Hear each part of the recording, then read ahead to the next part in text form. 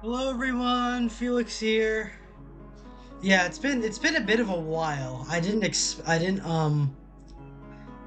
feel like a lot of plans have been delayed because I well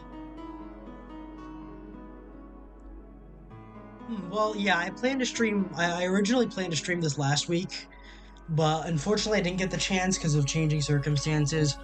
But I'm able to do that now. I'm able to do this now. Hello everyone. And then hold on, let's there we go. Hold on.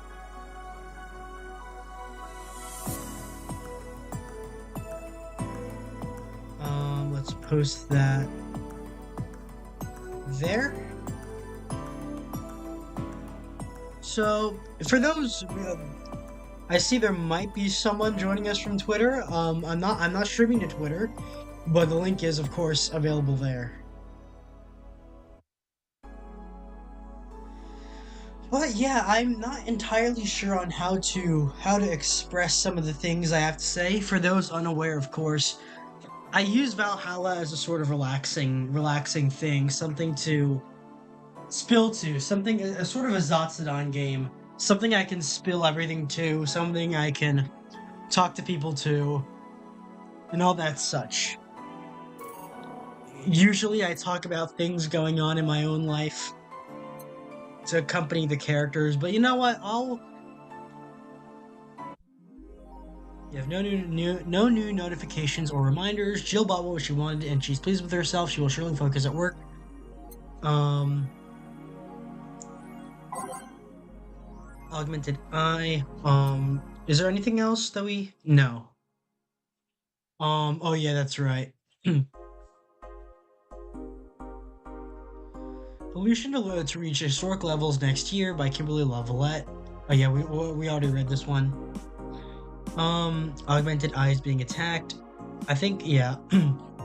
Hi everyone, we take your security seriously here at the Augmented Eye, and we have the obligation to disclose that recent articles on Alice Rabbit were vandalized by who we think is Alice Rabbit themselves or a very good impersonator.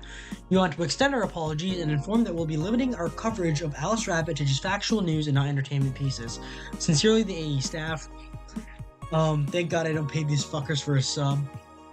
Yeah, I hope Say is alright. This is like the core thing in the background. Alarms rise as the Apollo Trust Bank suffers a terrorist attack. Updating by Kimberly Lavalette. Hijack screens at downtown Casanova announce what seems to be a terrorist threat aimed at the Apollo Trust Bank.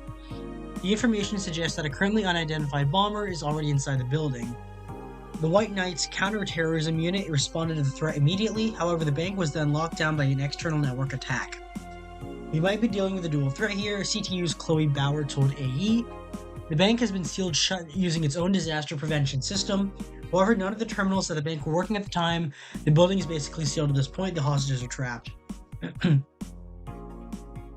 think it's hold on. Let me check if chat is working. Yeah, it is working. Okay. There's just no one here, but just like old times, it's just like old times. Anyways, I think let's head in. Go to work. December the 17th. Good evening. Huh? I didn't expect you today. I was waiting for you to call and say you wouldn't be coming or something. Things at the Apollo Bank are getting ugly, so that means more people will be looking for a drink. You can take a break, you're quite the hard worker. And the streets are not exactly safe right now. They've never been when you get down to it.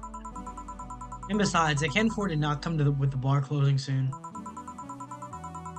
I wonder if any bars used impending closure as a means of getting their employees to work. Seems like the total opposite would happen. Not to mention I get bored out of my mind, out of my brains in my apartment, so I'd rather come here anyway. What did you say? Oh, sorry for being late, guys. I know it's a recurring thing at this point, but I should be better at that. I expressed the last time I streamed Valhalla or VA-11 Hala.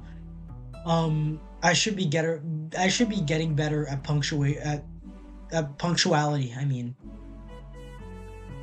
Nothing important. Gil isn't back yet? Nope, I wouldn't worry too much about him though. If you say so. That girl's still here?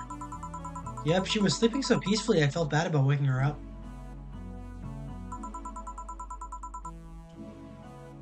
So, would you mind doing that for me? Actually, yes, I do mind. But you're the boss, and it's kind of my fault she's here in the first place. Sorry about that. Hey, young lady, sleep another hour and we'll have to start charging you a motel fee. Oh, it's Streaming Chan, yeah, that's right. Uh, where am I? The Literally Me character is back. Well, not necessarily representative, but it's nice having her around. She's a good character. Oh, right. It's the shoddy downtown bar. Hey, Dantiok. I'm here, you're just streaming while I'm at work. Oh, huh. You work at the, you were I'm not gonna dox where you go, but Nice to see you here, Dantiok. Let's see, all my gear is in place, and neither my pants or my pennies, shirt, or bra have been displaced. Oh, it's the flat bartender. Good morning. Good evening. Evening. Oh well, it's the best night or day of sleep I've had in quite some time. 24 hours sleep. That's. I wish I never had to do that. Sorry for all the trouble I may have caused you today or last night.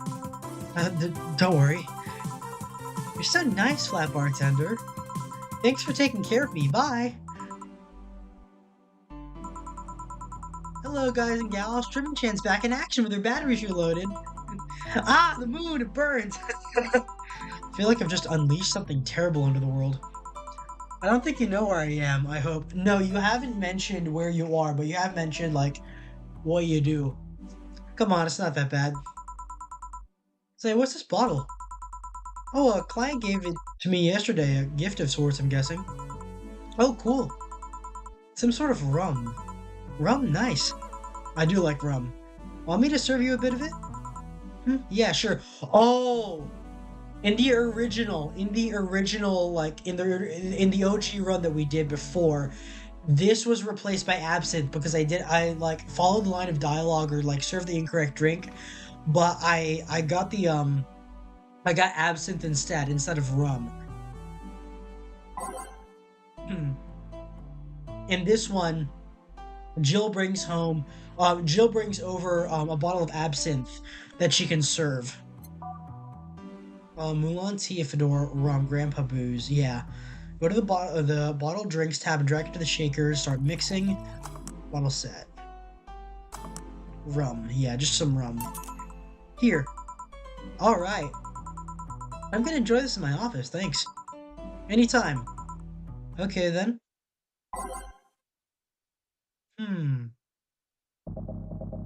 It is a bit dark and stormy outside. Well, I guess.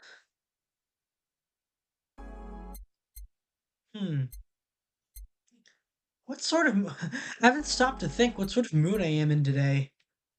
Yeah, I'm at a bowling alley. I'm a bowling alley, Jenny.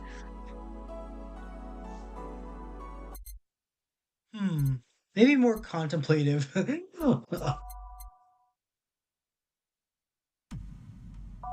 Every day. Every day is night. Maybe I'm probably gonna pick the exact same stuff I picked last time. Nope. Who was I?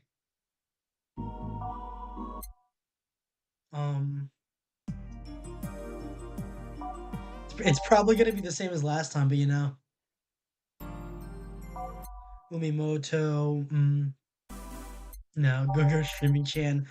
Where do I go from here? Everything will be okay. Hey, Renee. Safe haven. New avatar. Nighttime maneuvers and Star Pierces the Dark. Time to serve, mix, and change lives. Wait, that's not how it goes. No one here to retort. Man, it feels lonely without Gil here. I just hope the restlessness in the streets doesn't lead to dangerous or weird types coming in here. the brain in a jar. It's the Fallout Robo Brain. It's this guy. Good evening. Holy shit, that was a record-breaking jinx. Well, welcome to Valhalla. What can I get you? I'll have a blue fairy. Don't make a joke about becoming real. Don't make a joke about becoming real. On it. Let's give this brain a blue fairy. 1, 2, 3, 4, 1, 1, 2, 3, 4, 5. All, nope, aged and mixed. Yeah, it just YouTube. YouTube shows like there's 0 viewers. Hold on, let me reload my stream from my phone. Yeah, there we go. We have at least 1 viewer here. Let's serve that. Here you go. Nice, yeah, this is the thing. So, how are you gonna... Oh, you can grab stuff. Should have figured as much. You can drink stuff? Andy, I have the same system Lilim do. Can I ask you something, or Ms... Call me Taylor. Just Taylor. And yes, a cutie like you can ask me anything. Okay, Taylor? You'll be the first person I've met that didn't go, okay, just Taylor. Nah, too easy. You are a brain in a jar, right? I'm sure not a hologram of that, I'm sure. Yep, I'm a bona fide human brain in a jar. So, how? Why? What, does my handsomeness make you speechless? You're not something a girl sees every day, and that's saying quite a bit in these parts. Fear not, for I have a speech prepared for these situations. A speech? You're seeing one of the 5 great living bottled brains of the world. We are brains living in conditions that allow us to exist as any other humanoid creature. All while computers in our jar scan our activities. In a slow but steady manner, we are helping the world understand the inner workings of nature's most complex computer. I'm guessing you prepared that after being asked the same question too many times, huh? Not out of exasperation or anything like that, mind you. I just wanted to have something thoughtful prepared. Look, I even have a couple of pamphlets with me. You want one? Sure. What brings one of our world's 5 brains in jars to this place, though? Oh, I'm from around here, actually. I just wanted to take a walk for the first time in quite a bit of time. Have you come here before? Sadly, no. Otherwise, I'd remember a cute face like yours. Speaking of which, can I have your name? It's Jill. Jill, that's a really cute name. Thank you. So, weren't you scared of going outside today? What's with the commotion around and all? It didn't stop you from coming here either, did it? Yeah, you're right. It's gonna take more than cryptic but ominous news to stop me. You're awfully energetic, did you know that? Sorry, does that bother you? No, not at all. Just I figured a brain in a jar wouldn't be so happy. While I was alive, my body got to a point where there wasn't much I could do. This new state of existence allows me to accomplish more than I ever could before. Plus, I'm doing something that'll help people in the long run. Won't you be happy? I wonder. Do you want to make me happy, Jill? Depends on what it takes. Don't worry, just give me a beer. Alright then, yeah, I'll make you happy. 1 beer. Bubbly isn't a flavor. I just, wanted to point that out. Beer is bitter, but it's, unironically, certain brands, specific, my most preferred brands are Corona and Coors, because they're what available. I prefer out of the glass bottle instead of any cans. But, yeah, Corona's a bit more sour. Unironically, Coors can feel like you're drinking bread sometimes. I mean, you admittedly are drinking bread, but, actually, let's make it big. Oh, hold on, nope. 1, 2, 1, 2, 3, 4. 1, 2, 1, 2, 3, 4, 5, 6, 7, 8. Usually that's not much, I know Karmatron is supposed to be alcohol. Beer doesn't have that much alcohol. 1, 2, 3, 4. All mixed. Yeah, here, a beer. Yeah, usually beer doesn't have that much alcohol. Yes, no matter what happens, beer's always good. It's interesting though. Just yesterday, I was talking to a client about brain uploads.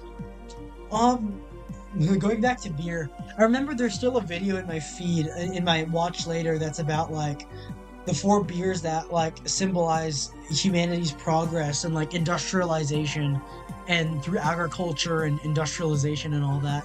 I remember talking about that when I finished playing this game for the first time for my first run, and on my second one, now that the second one has come, I haven't actually looked into it. You were? Yeah, we were talking about how even if you upload your brain, you'd still be here. Thought about that too. Do you think that you in the cybernetic environment would feel like she indeed was indeed transferred? Like, would she remember everything, like waking up someplace else and so on? That's an interesting question. I was actually thinking earlier about being able to transfer someone's brain into a Lilim. Funny, because I've been looking into Nikkei recently. That's basically Nikkei.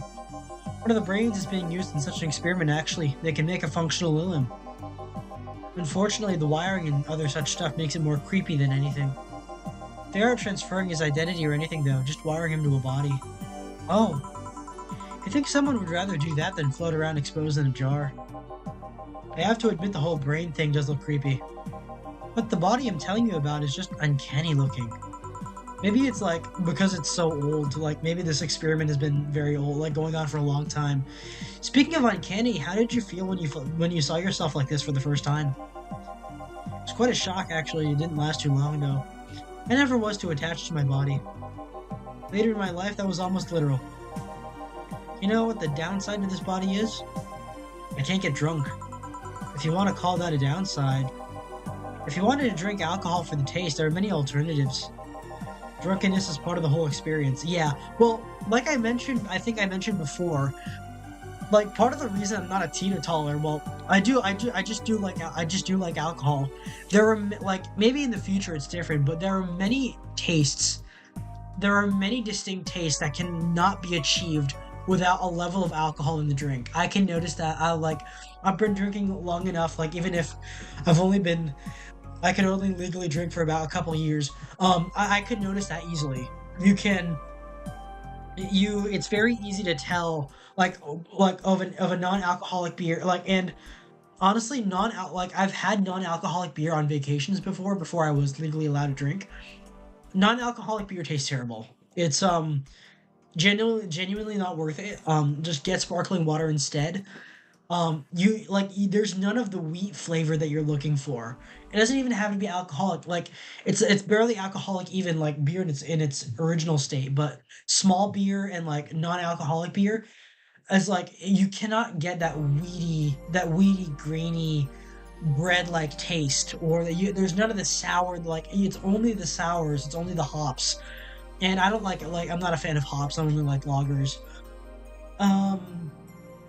But yeah, like if you're gonna get a non-alcoholic beer, just get a sparkling water instead. If you're gonna get a non-alcoholic wine, just get like a sparkling juice instead. There's no real point to it.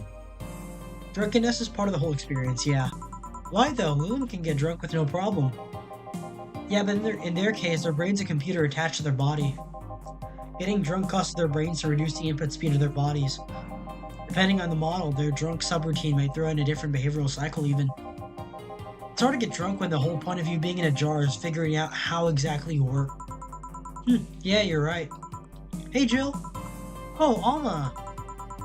Alma, where's the courtesy one would expect from plebeian bar staff? Welcome to Valhalla. What can I get you? Happy? Now when you put it that way. Why, hello there, beautiful. Whoa! You hurt my feelings with that, darling. Sorry, you don't see talking disembodied brains every day. I mean, I did work a summer in Lilo maintenance, but even then, those were talking heads. Oh, don't worry about it. At least you're not running or fainting. Your name was Alma, right? I'm Taylor. Nice to meet you, Taylor. Say, Alma, can I buy you a drink? Sorry, I only date people who are at least 50% organic and have at least one face. I know just what to strive for then. Just kidding. It'd make me happy to make you happy by buying you a drink. Does that bother you? Well, I guess if Jill's the bartender, I don't have a problem with that. Awesome, I'll pay for your next drink then. What will you have? I'll have a Cobalt Velvet. And you, Taylor? I'm fine, actually. You're gonna have me drink alone? I don't want to drink that much. Okay then. Let's make a Cobalt Velvet. Sweet drinks. No, it's... Where is that? Yeah, the bubbly drink, Cobalt Velvet. 1, 2, let's make it big. 3, 4, 1, 2, 3, 4, 5, 6. 1, 2, 3, 4, 5, 6, 7, 8, 9, 10. It's like champagne served on a cup that has a bit of cola left. That is a taste of all time. That could... If I was like champagne is meant to be drunk alone, it would be ridiculous to pair it with something else. That being said, a bit of cola. I think that would look like a Cobalt Velvet. Cobalt, it makes me think of blue. Champagne makes me think of gold and yellow, and cola makes me think of brown. That being said, this paired with clear Coke, with like some kind of clear Coke, champagne, like I guess you could achieve that taste, but well, on the rocks and mixed. Hold on, I screwed that one up. 1, 2, 3, 4. 1, 2, 3, 4, 5, 6. 1, 2, 3, 4, 5, 6, 7, 8, 9, 10. All on the rocks. You never put champagne on the rocks. You have to chill it beforehand. Hey, Grease Humor. Hey, oh yeah. For those unaware, I screwed this one up again. Shut up, Felix. I'm not beautiful. Booze nerd. But Grease Humor. Yeah, your name was terrible. Like, for those unaware, his name was Terrible Artist before he changed his username. Besides being both my most loyal hater and my most loyal fan, I do know him. I do know him online, and he's a great guy. He's a great guy, guys. But he was Terrible Artist before. Now he's Gray Zoomer. 1, 2, 3, 4. 1, 2, 3, 4, 5, 6. 1, 2, 3, 4, 5, 6, 7, 8, 9, 10. Booze nerd. Well, I'm not even like a booze nerd. I've screwed this one up like 4 times already. 2, 3, 4. 1, 2, 3, 4, 5, 6. 2, 3, 4, 5, 6, 7, 8, 9, 10. It's better to be a booze nerd than to only drink like, what is it, Coors Banquet? You drink Coors and then Coors Banquet for what you consider a formal occasion. It's like, that's the most redneck thing I've ever heard. No, real rednecks would be drinking like whiskey and moonshine. You can't, you just drink beer, man. You gotta branch out. Watch that booty hole, Felix. I'm coming for it. I can attest that Felix is right. Your drink. Hope you enjoy it. You know, you've been nicer to me these past minutes than at least 3 guys have been in the last year. Yeah, well, Alma is spectacularly beautiful and extremely interesting, but sometimes I feel like it's her fault. I mean, sometimes I feel that way about my Oshis, like with, like for Cleo, she's attracted to both women and men from what I can remember. The reason why she isn't in a relationship despite being extremely attractive is that she sometimes thinks they're the problem instead of her. Well, I can't... It's funny. I am a Cupid, but I've only been in one relationship in my life, and that... There's a reason I've been a NEET, like... I've been single and a NEET for the past... What is it? 5 years? It's 5 years. Judging from the way you two talk, I'm guessing you've been a client here for a while now, right? Only for about half a year or so, if memory serves right. Really? One would think it's been longer. It feels like it's been longer. Shut up, you love me and you know it. This is why I picked the... I feel like this is why I got the Alma ending in the original. Just... Like, Alma has her problems, but... Oh man, what a beautiful woman. So it was you that started coming here and that was it? Well, the first time I came here, the other guy, speaking of which, where's Pablo? Gillian. Archimedes. Dunno, adventuring or something. Anyways, the other guy served me the first time I came here. Nothing unusual there. The next time I showed up, Jill here was the one serving in. I don't know. It feels like she just gets me. There's this chemistry. We click. We click, she says. The fact that I feel more chemistry with her than with many other people is kind of sad, though. It's always good to see a nice friendship. Sadly, it's getting late and I've gotta go. I'll leave you two lovely ladies alone. See ya! Bye. Please come again. That tailor sure was nice. A bit weird at first, though. Apparently one of 5 brains being studied by scientists or something. There's a summary of it in this pamphlet. Let's see. Oh yeah, I've heard of them before. Can't believe I actually met one. Hey Alma, is your family really strict or something? Not particularly, no. Why? The other day you started mumbling something about numbers not caring about what you do. About a 27 not caring if you have a Catholic wedding or not. Oh god, not the numbers thing.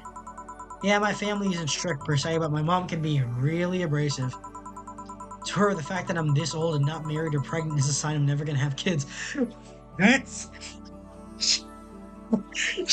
She really is like the archetypical one of Felix's Oshis kind of character.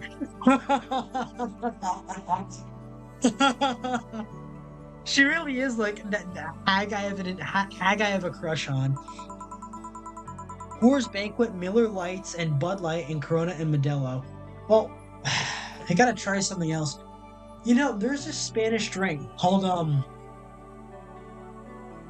Actually, I was thinking. I remember I came up with an idea for a drink. I think. Oh yeah, that's what it was. It was the What was it? No. Yeah, it was. I think it was called. It was called the. I was trying to remember what it is. I think I called it the Mark 77, where you would combine. I called it the Mark 77. You would combine some kind of like Vietnamese rice liquor or like something Vietnamese, and then you get a shot of like Canadian Fireball and you bomb it. You get it? It's the Mark 77. It's it's a napalm shot. You get you mix Vietnamese rice whiskey or like something like rice wine or something with a shot of Fireball. And it's called the Mark 77. No. Actually, but what I was gonna say is I remember there's a drink in I think Spain and Portugal they have where they combine like dark like bitter red wine. This is a nice song.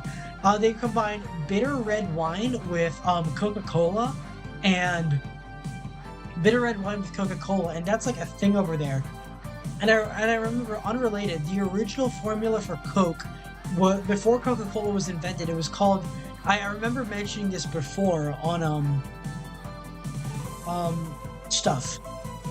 In one of these streams in my prior Valhalla playthrough, it was called Pemberton's French Wine Coca, and it was literally it was like the components of Coca-Cola of like cola nuts, caffeine, and cocaine with red wine, and that was used as like a cure for morphine addiction after the Civil War. It was insane. It was like it might kill me because I do have like some health problems, some heart problems, but I bet that would taste amazing.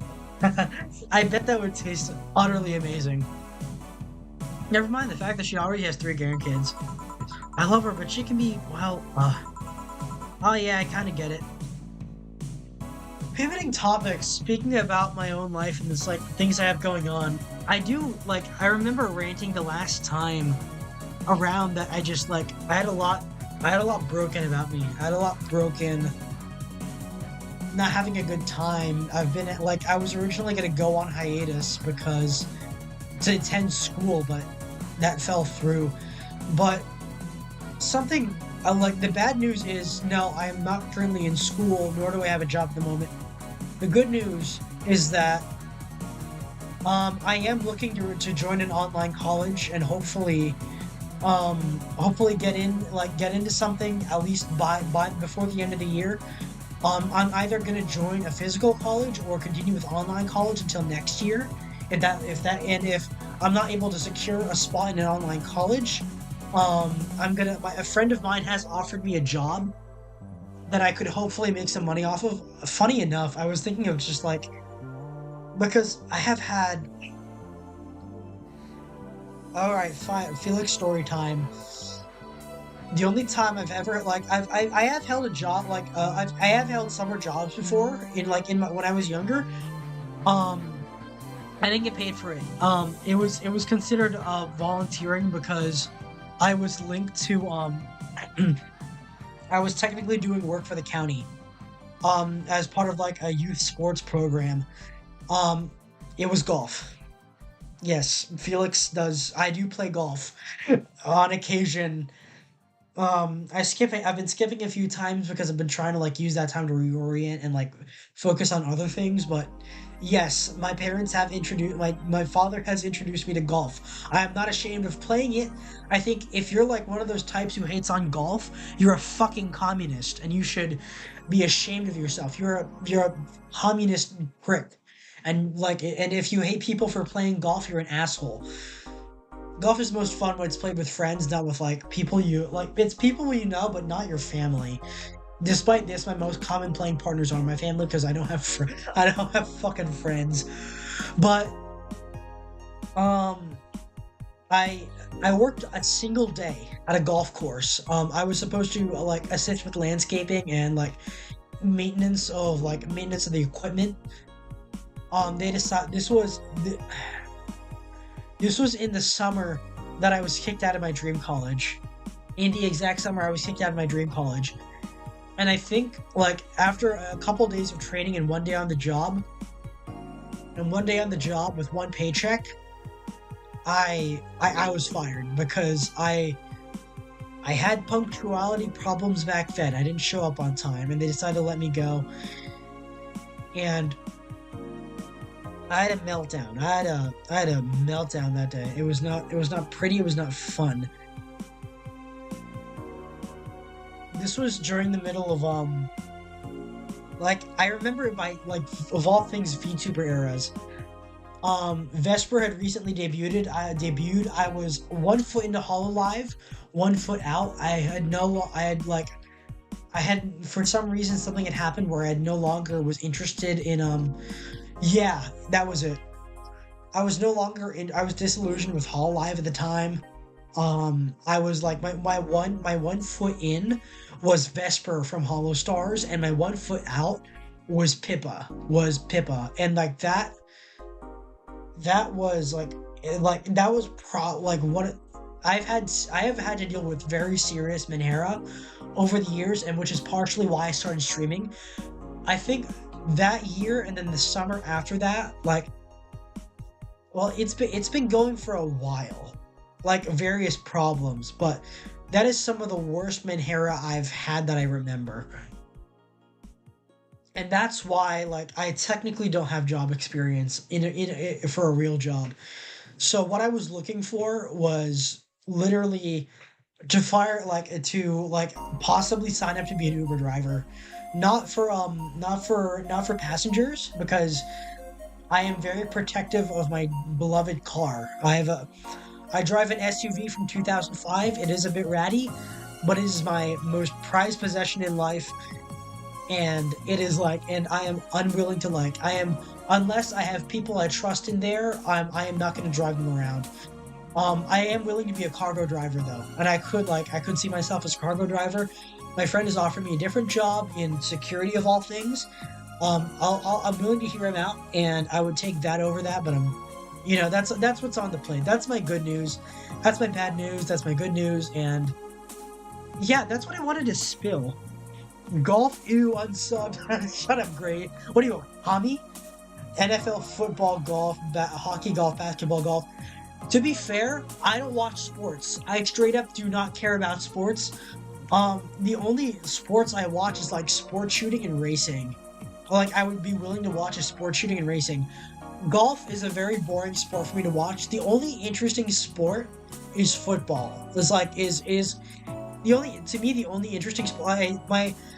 My dad tried really young. When I was really young, my dad tried to get me into sports because like both because he's a big fan of American sports, despite being like he's Filipino American, but like like part of his naturalization process, I guess, was being obsessed with like all sorts of American sports. Try to get me into baseball when I was young. I like even if you don't care about the game, like going to a baseball game in real life is perfect. It's great. I love the atmosphere. I love being there. But it is like, but the sport itself does get a bit boring. I can follow baseball. Football I can follow as well. I don't give a shit about soccer. Um, I don't give a shit. I can follow football. I tried playing it like when I was younger, but not enough for me to get invested in any players or teams or whatever. Like I don't even like care about teams anymore. I just care. I just like. I just like watching. I just like watching the sport. I can like watching the sport, but my interests lie elsewhere. Golf is not an interesting sport to watch, but it is fun to play because like especially when you're with other people and you're playing casually. The best conversations that I've ever had come like the most autistic ones too have come from me talking to like my friends. Now, like to friends of mine that I've like played golf with. It is great. It is great. Genuinely very fun. It like yeah, you're playing and I have gotten better over the years, but it's like the point isn't the journey, it's how much beer you consume. Funny enough, like while I am an alcohol appreciator, I very rarely drink. I very rarely drink on the course because I want to lock in. I want to semi lock in, and alcohol makes me thirsty and dehydrated enough. And like I said, I do have some heart problems that I prefer not to consume on the course. The more I learn about you, the more I'm surprised you're not white. Yeah. I am in fact brown. I am in fact a brown Asian. But yeah, like I have my upbringing is almost like if I wasn't had like a very cultural if my like despite my parents being like immigrants, my upbringing was very white suburban. I am spiritually a South Florida white boy. Dude, you're un-American. We gotta get you into fantasy football, but I don't give a shit about the players though. Oh yeah. They also said the words, I was a blossoming woman and I wasn't gonna stand for it. After talking about some 8th grade teacher. Yeah, that. You see, back when my body started developing, I got really shy. But at some point, something snapped within me. I wasn't feeling shy anymore, I felt powerful. My body felt like a new toy to me, one I was gonna make sure to use. Of course, there were two problems with that idea. I was a teen, a horny teen, and I was surrounded by horny teens. I'm not even ashamed. I'm not even ashamed. I still stand by the core moral I held back then. But it's one of those memories that you look back into and become terrified of how reckless you were. Also, she was a slut back then. I mean, I could have gotten pregnant worse.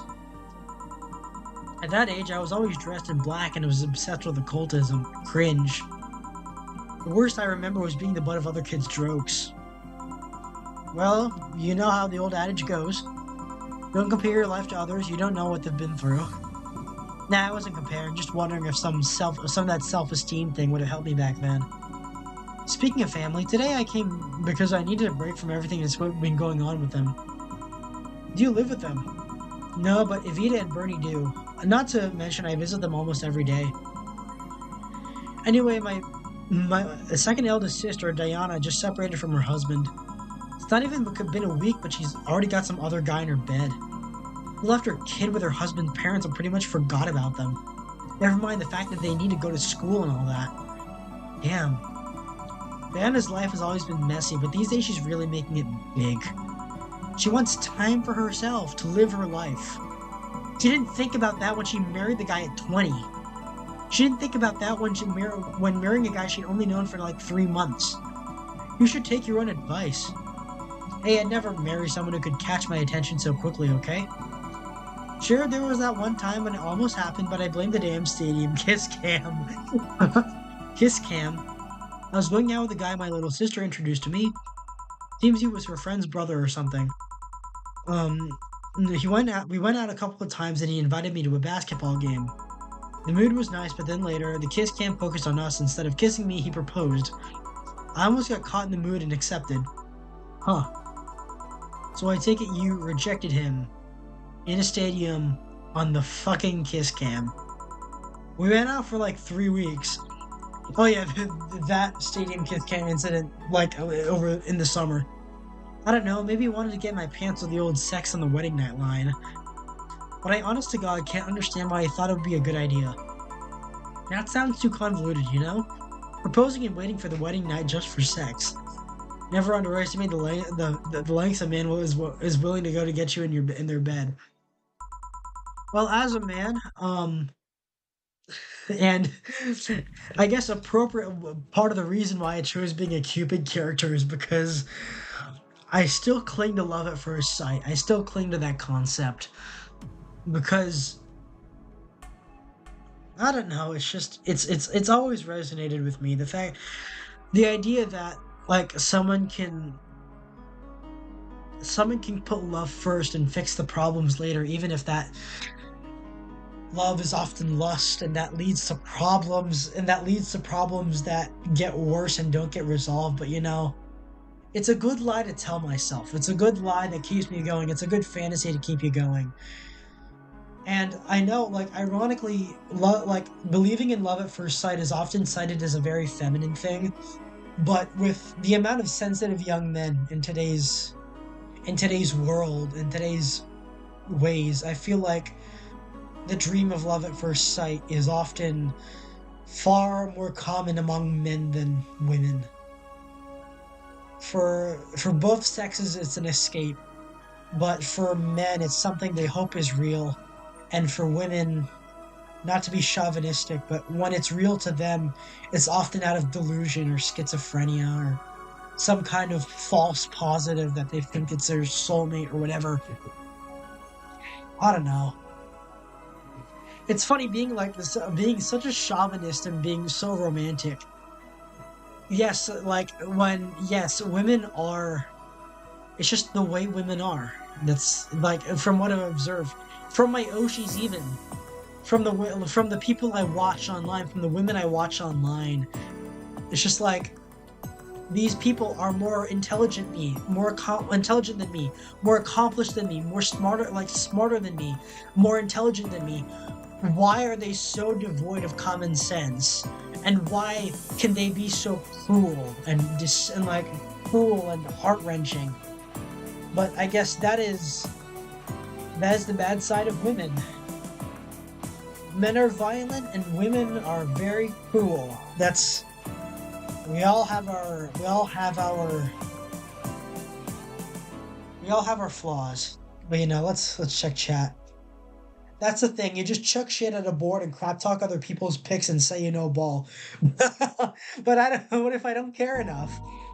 I've seen more convoluted plots over the years.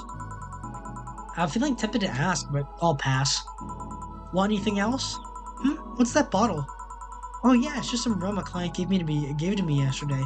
A gift. What did you do? Good enough service, I guess. Kasike. Ah, interesting name.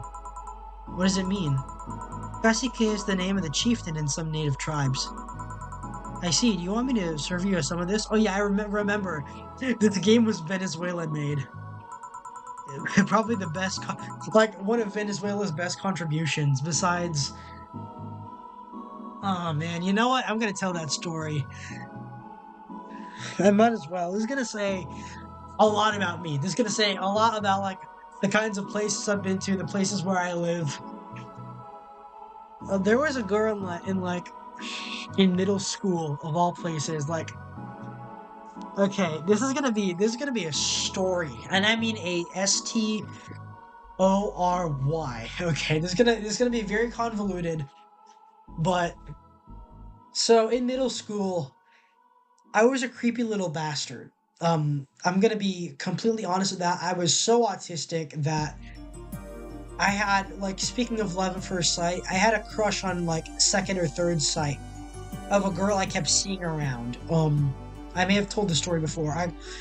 Um, I am not gonna say her name. Like, in my stories, I have often referred to her as the Italian because she was Italian. She was Italian. But she Italian American. But I had an unrequited crush that lasted 3 years, and when she rejected me multiple times, she broke me. Like, she broke me, and she was deliberately avoiding me for a while. And despite other girls having an interest in me in middle school, well, it was middle school, it was puppy love, nothing was gonna happen. Nothing was gonna happen. That, like, yeah, you were going through puberty or whatever. Nothing was gonna happen. Hopefully, these things shouldn't be happening at that age. Like, just as a disclosure, of course, nothing will happen. But, like, she was like the reason why I was obsessed with brunettes for multiple years, and she like but that it was all that. I was a creep. I didn't know how to leave her alone and, like, focus on other people that were interested in me. I couldn't take the hint. But in one of her friend groups, there was she had an entire, like, gaggle of groups around her. um she had a Venezuelan friend, a Venezuelan American, who was like, I thought she was very pretty and I liked her as well at the time, but of course my main focus was on the Italian. But, like, I feel like I remember deciding, like, leaving, like, that all of that friend group behind, because after middle school, in the brief time I was on Instagram, I think during early high school, I found the Venezuelan complaining about guns and all that because it was around the time of the Parkland shooting, and I decided to call her out, and I got a lot of flack from former middle school classmates on that. Yes, should early high school people be on Instagram? I don't think so, but, it was what was happening back then. And then years later, when I was in high school, she reappeared. The Venezuelan did appear. The Venezuelan reappeared in my church's youth group, and she was with very involved with a friend of mine that was in the church youth group. Very involved. They were dating and all that. But seeing her again after my last incident with her being a heated political argument over social media was it was you never know the people you'll meet again, but, it's that's how it is. That's how it is in these parts, I guess. That's how it is in closer knit suburbia. Chicken Middle School, dear God, save his EDP 445 shock gif. I'll pass. I don't have many too good I'll pass. I don't have too many good memories where rum's involved. Give me a fringe weaver instead, will you? All right. Wonder what's up with her and rum. But anyways, let's just give her a fringe weaver. She's gonna get mad at me if I get her rum, right?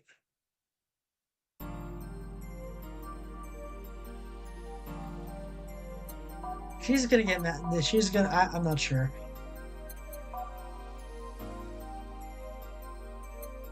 What if I am getting, like, evil ideas. What if I trigger PTSD by pouring her some? No, I'm not. No. I like Alma too much. Let's get her that fringe wheat. It's this one. It's the fringe weaver. She wants to. Oh, man.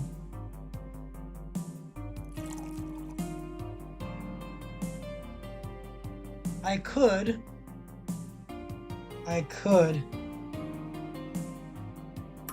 No, I'm gonna be nice to her. Fringe weaver. One, two, three, four, five, six, seven, eight, nine. Aged and mixed. Fringe weaver. What's going on here? Hey, Miguel. Hey, Miguel Ruiz. Nice to see you finally in here. Nice to see you finally in here. I know you a lot from Twitter and other places, but times two. One fringe weaver. What kind of memories do you have with rum? Nothing you need to worry about. Okay. Alright, now it's my turn to ask questions. About what? What kind of family is your family? Well, I'm an only child. My mom and dad are split amicably. My mom is a violinist, so she was always away from home with the orchestra. Spent most of my time with my dad, my aunt, and my grandpa. Aside from that, I'd say my childhood was quite uneventful. Huh, didn't you get something like your mom's artistic vein or something? I played the violin until I was around 16, I think. I tried to do a guitar stream once, and then I failed at that. I really need to. I really wish I could get back into that because I could like. I am not good at composing music. I like my specialty is stories. I do not draw. I do not write music. I I do not draw. I do not write music. I write. I write stories and I come up with stories and visualize them with the help of other people. I can make a story pitch out of anything. That's my talent. What made you stop? I don't know. I just kind of said that's it one day and stopped. I wish I didn't, honestly. I think part of the reason why I stopped playing guitar was because it was something brought onto me by my parents. By my parents. Something very heavily encouraged. Just like my dad wanted me to get into sports, they wanted me to get into music because Asian parents. They tried to get me into piano when I was like less than 10 years old. I struggled at that. It's like that. But I settled on guitar and I was like I wasn't bad at it. I like was I mediocre kind of, but I was like wasn't bad. I was not bad enough to play Live and Let Die with my music teacher in front of like a recital as part of a recital. I haven't been to the music place in a while, but I probably should look back at that for once. All that being like, and may he rest in peace. God bless him. One of my former music teachers allegedly was a backup guitar player for Eric Clapton, and he was like he told me like full on, hey kid, don't meet your heroes. It was hell to play for Eric Clapton. Like I hated the experience. I got to meet my hero and he was drunk and on coke 90% of the time. He could barely hold his guitar, he could barely sing. And that's when I learned like, oh man, it's really bad for some people. But yeah, that's my experience with the guitar. I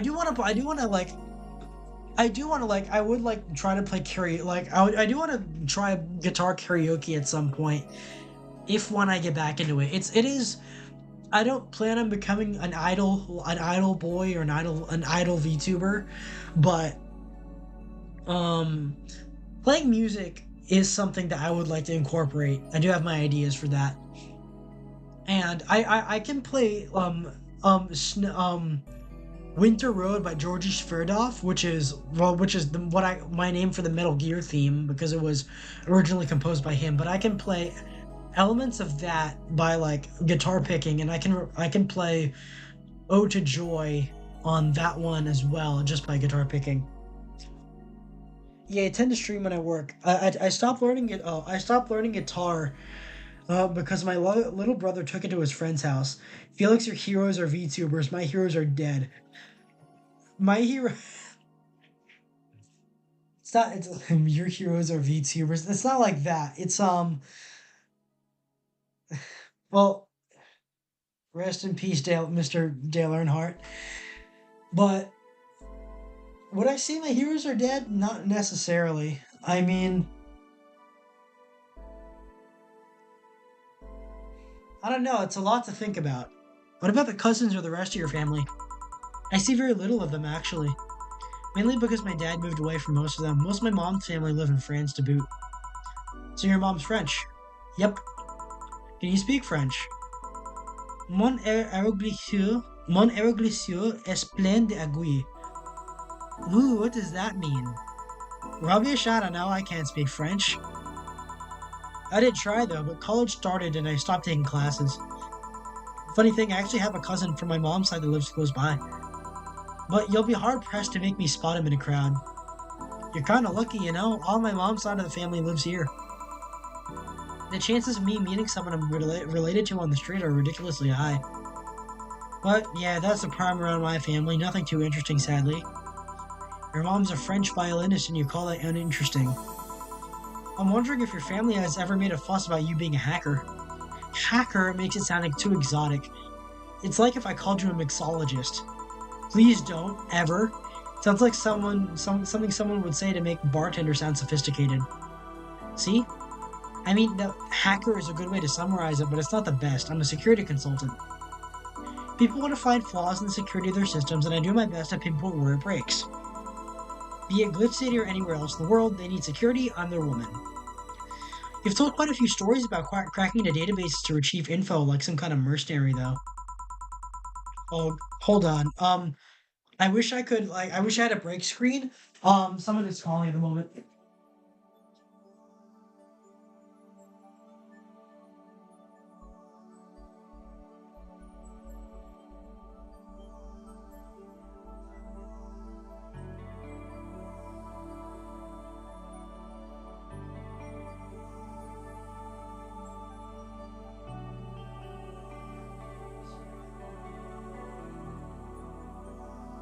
Anyway, I'm back. Alright. That doesn't change the fact that hacker is not the best term to use. It makes the whole thing sound illegal when it's actually an honest job. Didn't you tell me you once secured some incriminating pics from a guy's cell phone? A mostly honest job, sheesh. What made you become a hacker, by the way? I've always been a sucker for puzzles. Even as a kid, I always had a Sudoku or a crossword with me. Christopher, John Wayne, James Arness, Dale Earnhardt. Well, Michael Dean is still alive. I wouldn't call him a hero though. John Wayne is cool though. The guy that killed Hitler. Shut up. The White Death. I mean, Douglas MacArthur, I guess, is long dead, and I wouldn't like he's like the one guy that Filipinos, like the one white guy that Filipinos worship because he humbled Japan and he did all that. But I've heard like conflicting reports saying that he wasn't that good of a general. But I'd say his work as a diplomat was exceptional. Um, who else? That is a heavy question. Who are your heroes in a serious sense?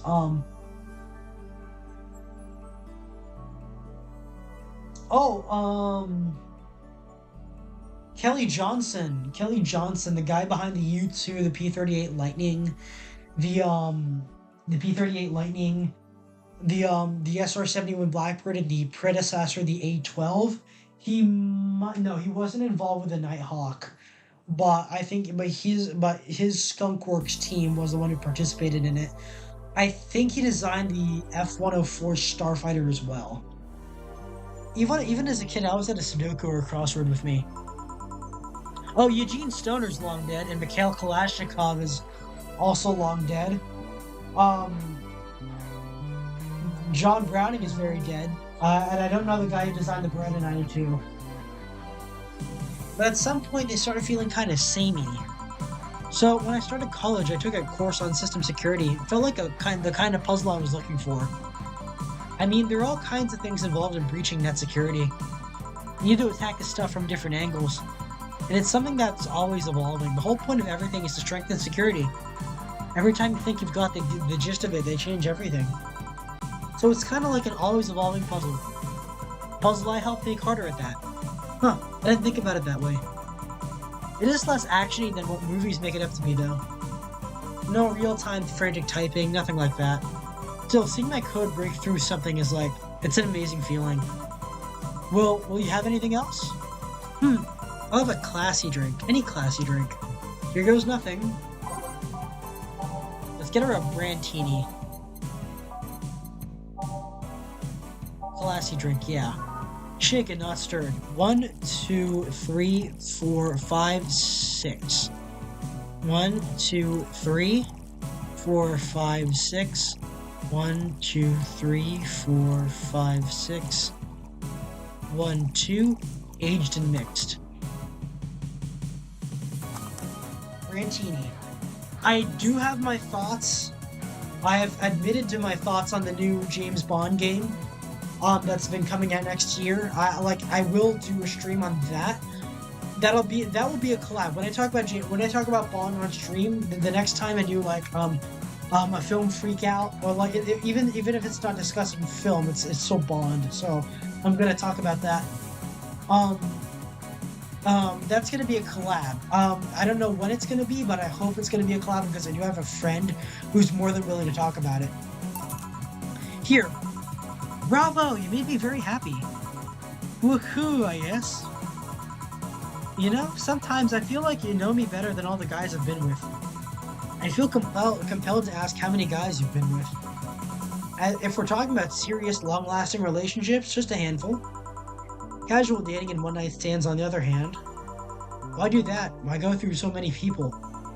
And it's not like I take every guy I see to bed. Who do you take me for?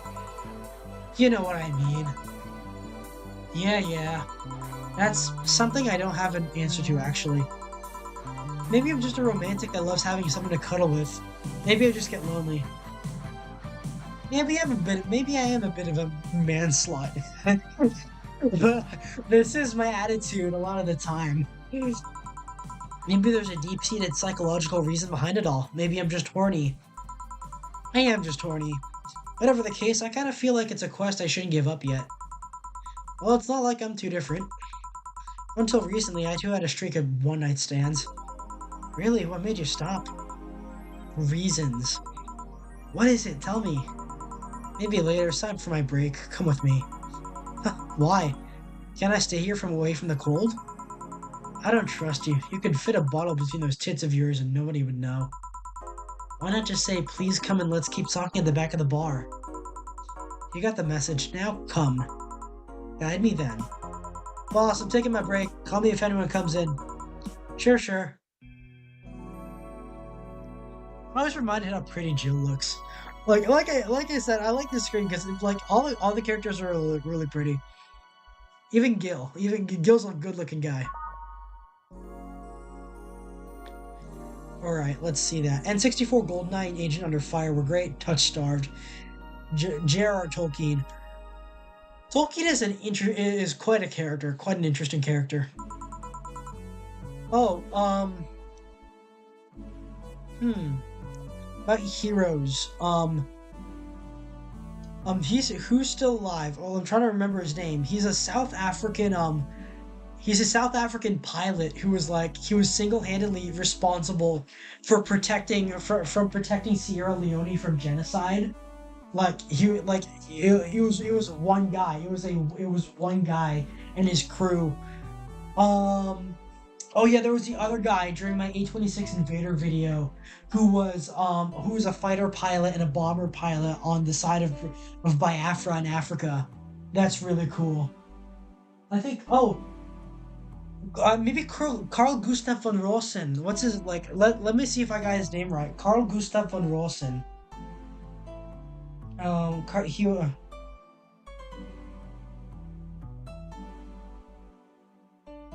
Yeah, Carl Gustav von Rosen, who was he was also a pilot in Africa. He's if he was a real life Ace Combat character. Cold. Let's stick with this. Again. Sure is chilly out there.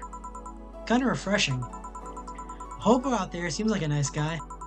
Billy Vine, yeah, he's a cool guy, very respectful. Apparently he got into some legal trouble and that's why he's like that. Really?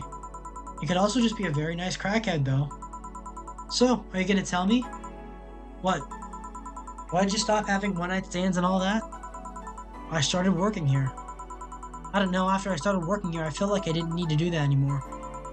Maybe I was just lonely. Aw, how cute. I also got fed up with everyone complaining about me smoking on the bed. I wouldn't complain. A little bit. I think I would complain. You're gonna burn the bed with that. Yeah. Well, I'd provide her an ashtray so she wouldn't have to.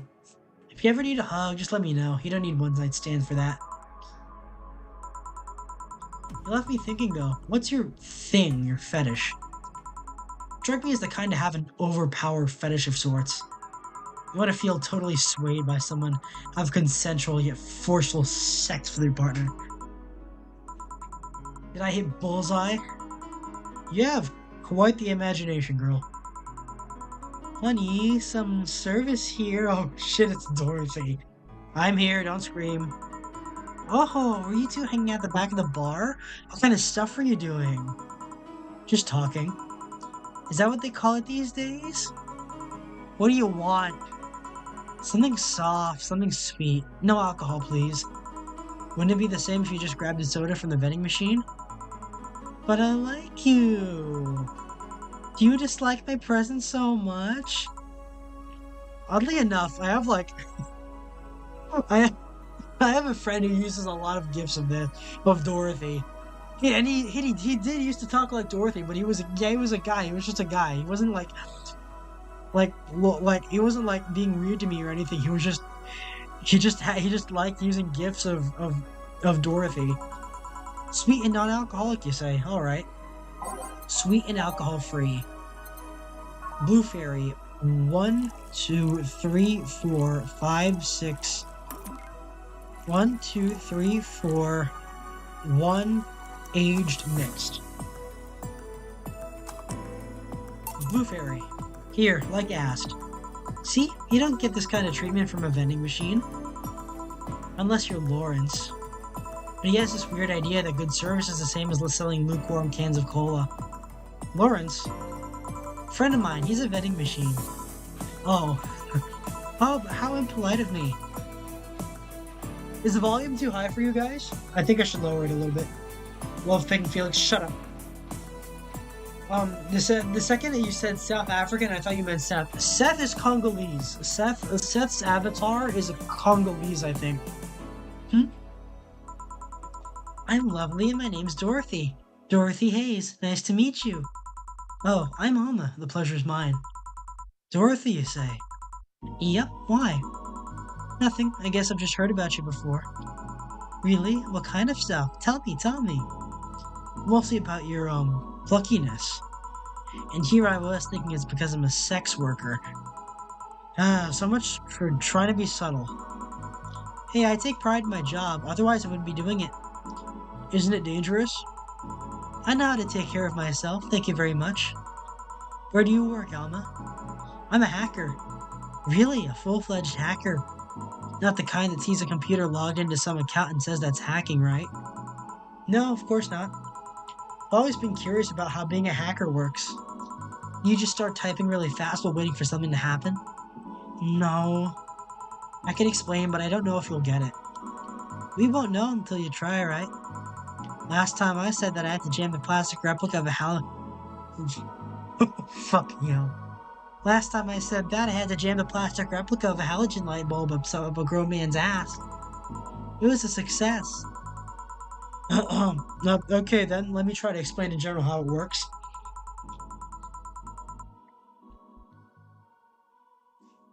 Let's say I have to retrieve information from a company's database. Alright. First, I do some research on the target, OS servers, how the information is stored and all that. There have been a couple of occasions where I've had to go in blind, but they're the exception rather than the rule. First, I secure things from my side. I start working behind proxies, websites, and through other more vulnerable computers I find on the way. After that, I start testing the networks. I go through the basic protocols, try known exploits as long as they don't trigger any alarm. Once I've tested the ground, the fun starts. I go through all the security protocols and look to bypass them. Sometimes I have to look deeper into the code for the password itself. I see. Then when I'm finally in, I go and retrieve user privileges. After that, I go in and try to become a super user and get what I need. How do you do that? Well, there are a couple of ways. I can use a pre-made program to hack into an already existing account. I can use info someone already gave me. But the usual way is using a buffer overflow. What happens next? I create a backdoor in the system before leaving and covering my tracks. I can't I can't handle it anymore. Oh man, hack me like you've never hacked anything before. Huh? Make my buffer overflow. Create a backdoor in me. Escalate your user privileges. Find flaws in my security. Sorry, I got carried away. No shit, what happened? I've seen those movies or books where a couple does something like paint a picture or cook, but they make it sound like they're having sex instead. Suggestive scenes, yeah. Well, that whole thing was kind of like that for me. Really? I guess humans don't really get it because their minds don't upload to networks or anything. But trust me, if you recorded yourself giving a really detailed explanation in a really sexy voice, most VTubers, you'd make millions. Horny Lilum are an unexploited market. I see. Oh, it looks like my ride is here. Your ride. Yep, my brother-in-law came to look for me. Is it alright to ask that from him? It's okay, I've known him since preschool. It so happened that he got married to my sister. Hey Dorothy, you need a ride? Can you drop me by the 3rd Street? Sure, it's on the way. Yay, I'll take your offer then. Bye, honey. Later, Jill. Take care. The street seems noisy. Oh, a client. Hello, welcome to Valhalla. What can I get? Oh, it's this asshole. Such a small yet comfortable place. Well, we find out he's not an asshole, but like he's still in his asshole phase right now. Hi, hero. Hope you have fun. You should try that, Felix. Congolese warlord. I guess she really likes her job. You should try that, Felix. Well, try what? Truly an oasis of spiritual drinks in the midst of the suburban desert. A place where the lost and corrupt souls can gather to forget their troubles for a while. A nest where everyone from the most pathetic scum to the vilest trash junkie can just sit to kill their insides. Truly a real persona non grata. That's Latin for mysterious place, by the way. I'm so smart and philosophical. Persona non grata means you're not allowed here. Alright, we got ourselves a persona non grata here. What will you have then? 17. Excuse me? I said 17. 7 plus teen. What does that mean? What does it mean to you? Just to be sure, 17 is about the drink you want, right? Only if you want it to be. 17. I remember trying to find out what 17 meant.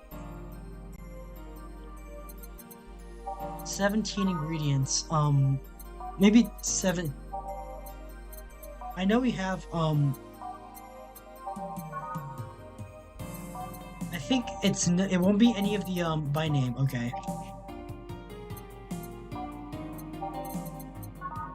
Let's look through the drinks. You should try that, Felix. Maybe a voice pack, a sexy voice pack. Who knows, maybe it'll sell. Hey, police, yeah, this guy.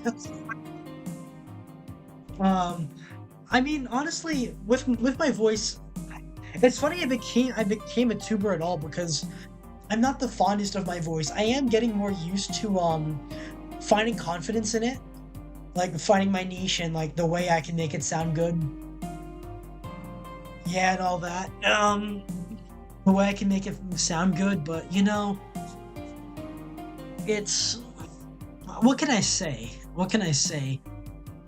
Is like I just realized now that the tone of voice I use when talking to you guys is slightly different than the one I use to talk to other people, but it's not a conscious, like it's only a semi-conscious decision. I don't know. It's conscious now that I'm thinking about it, but it is slightly different from the tone of voice that I use when talking to other people. So there's that.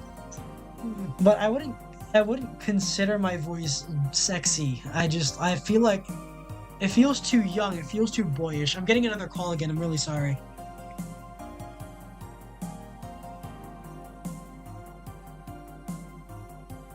Well,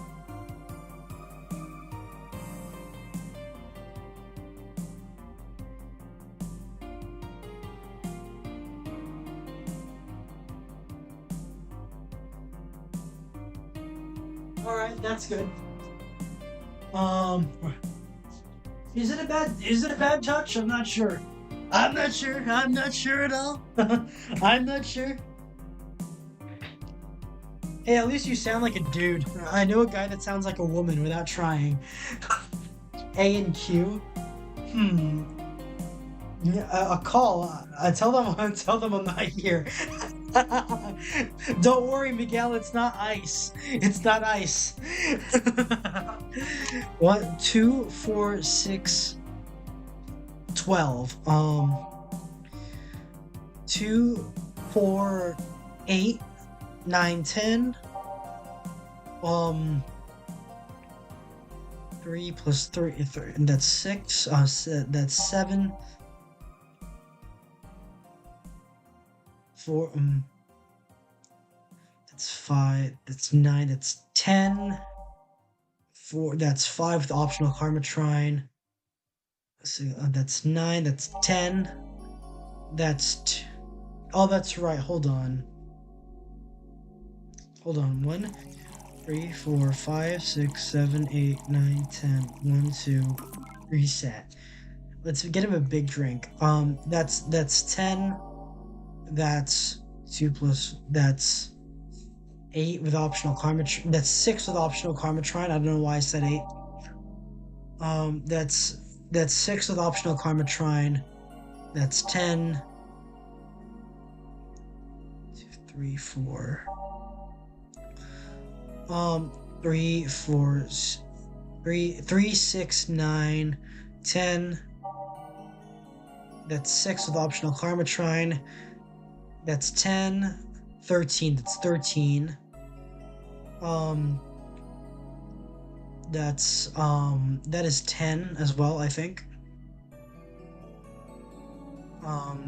6, 8, 6, 8, and then 10. That's 7, 8, 10, 2. Okay, that's 5. That's 10. Okay. 5, 10, 15, 16, 17, 18. This is 18, but I'm gonna have it on in the shaker if I don't find anything else. 1, 2, 3. 1, 2. 1, 2, 3, 4, 5. 1, 2, 3. 1, 2, 3, 4, 5. A piano woman. 5. That's 5. That's 5, 10, 15, 16, 17, 18. Um, that's 7, and that is um that is 11.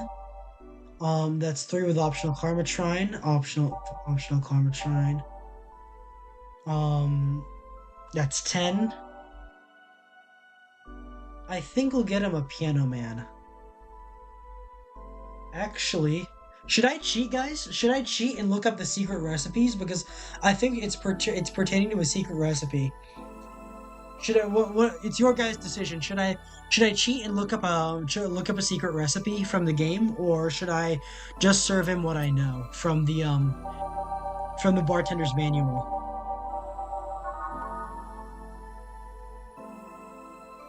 The thing is, I think there is a drink called 17. Like there is a drink that pertains to 17 in the wiki that I don't know the Valhalla secret drink. Should I cheat?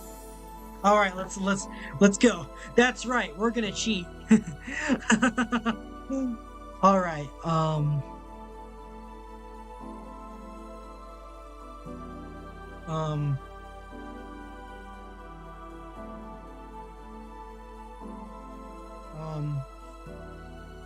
Val.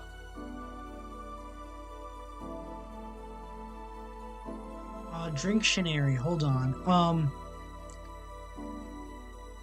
Oh yeah, that's right. Oh yeah, that's right. Rum and absinthe are mutually exclusive. Let's um let's put that in window. Um Brave.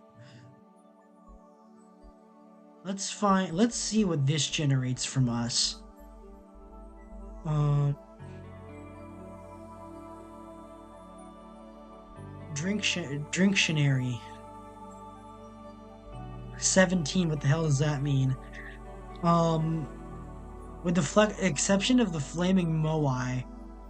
Hold on, is this one, two, one, two, three, four?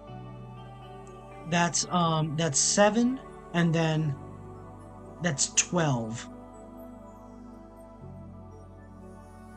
No one ever asks directly to it. Oh, when to serve the flaming? Hmm. Actually, I'll keep this in mind because I need to I am achievement hunting of the flaming moai. I haven't I think I'll just serve him the piano man. Um there's only one secret drink. Okay. So, we'll do that. Um the piano man. We'll serve him the piano man.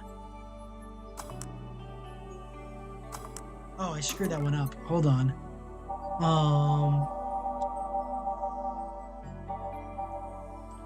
1, 2, 2, 1, 2, 3, 1, 2, 3, 1, 2, 3, 4, 5, 2, 3, 4, 5. Rocks mix. Wasn't loading correctly. How is this a 17? It isn't. You said 17 would only be related to your drink if I thought it was, and I think it isn't. Ooh, you subverted my expectations by taking me literally. Sneaky. And what brings you here, Mr. I'm Armandio, Virgilio Armandio. Actually, you know what? Let's look up Virgilio. People. Virgilio Armandio. Let's Actually, I just hit myself with a spoiler I didn't realize on my first playthrough. Um, hold on.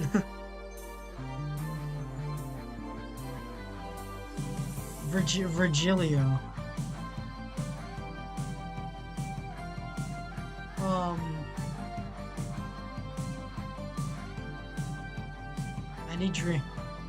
Any drink, okay.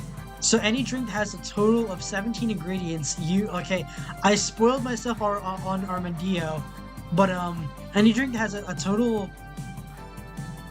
of 17 ingredients. Use recipe that has optional Karmatrine ingredients to add the recipe. So I was supposed to do the optional Karmatrine. I intentionally skipped it because I thought doing that would be incorrect. Oh man. Oh man, hold on. Let me pull that up.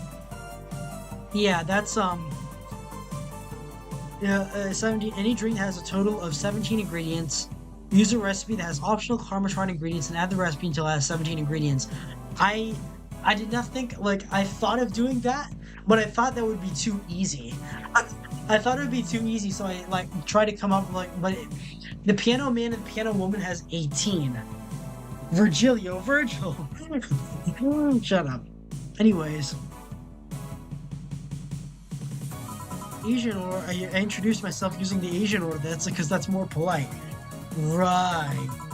And I came here looking for an otherworldly experience. I was passing by and saw this place is called Valhalla. I want to see the souls of resting warriors, the wounded spirits of noble souls.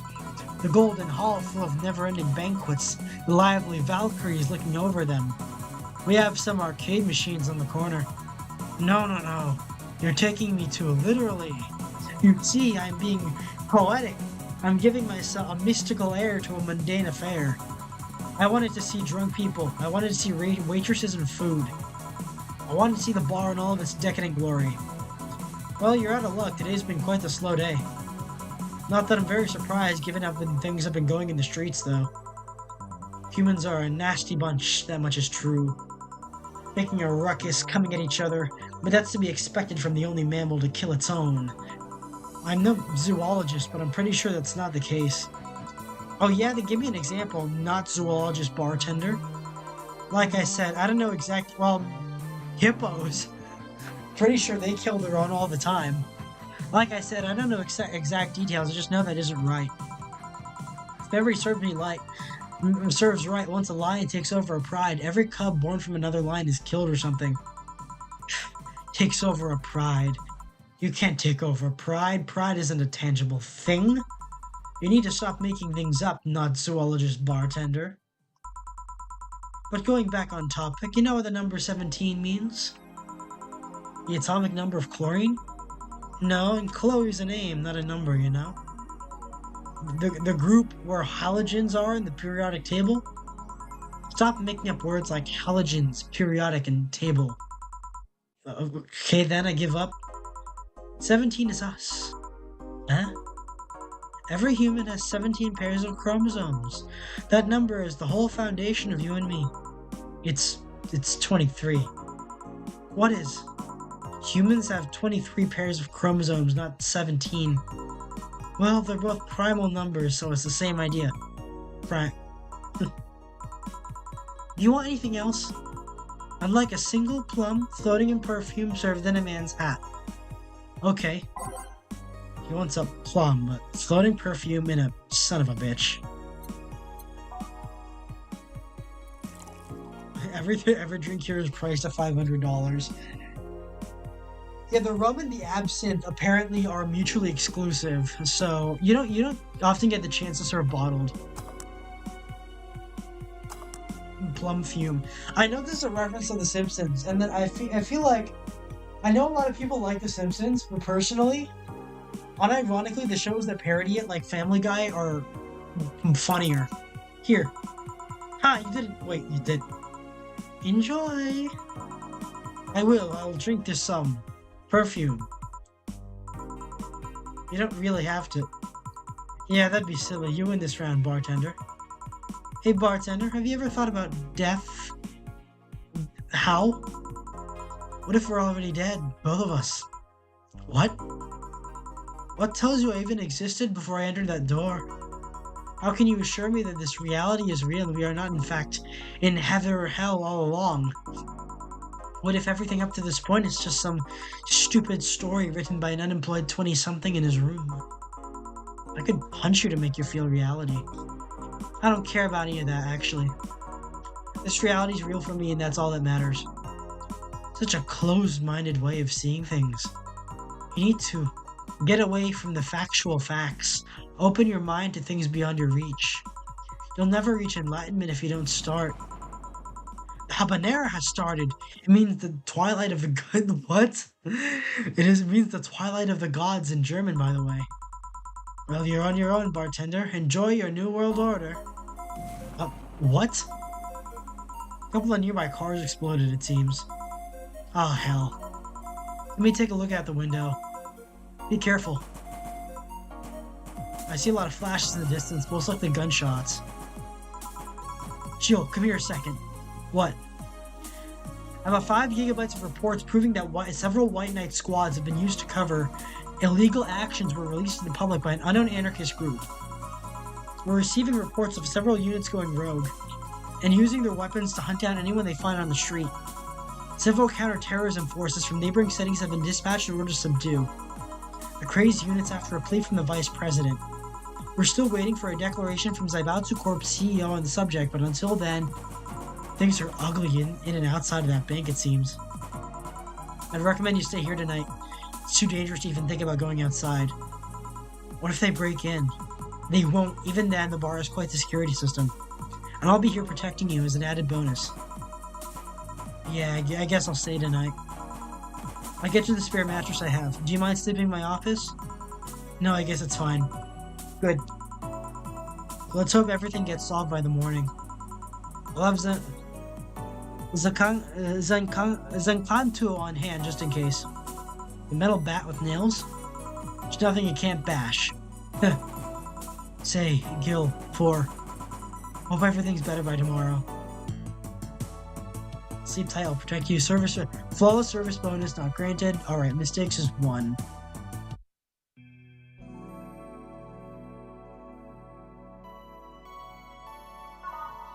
let's see if it like I can't remember if this leaps me directly into the game or if we'll have like a chance to yeah, it goes directly into in the second game into the second day.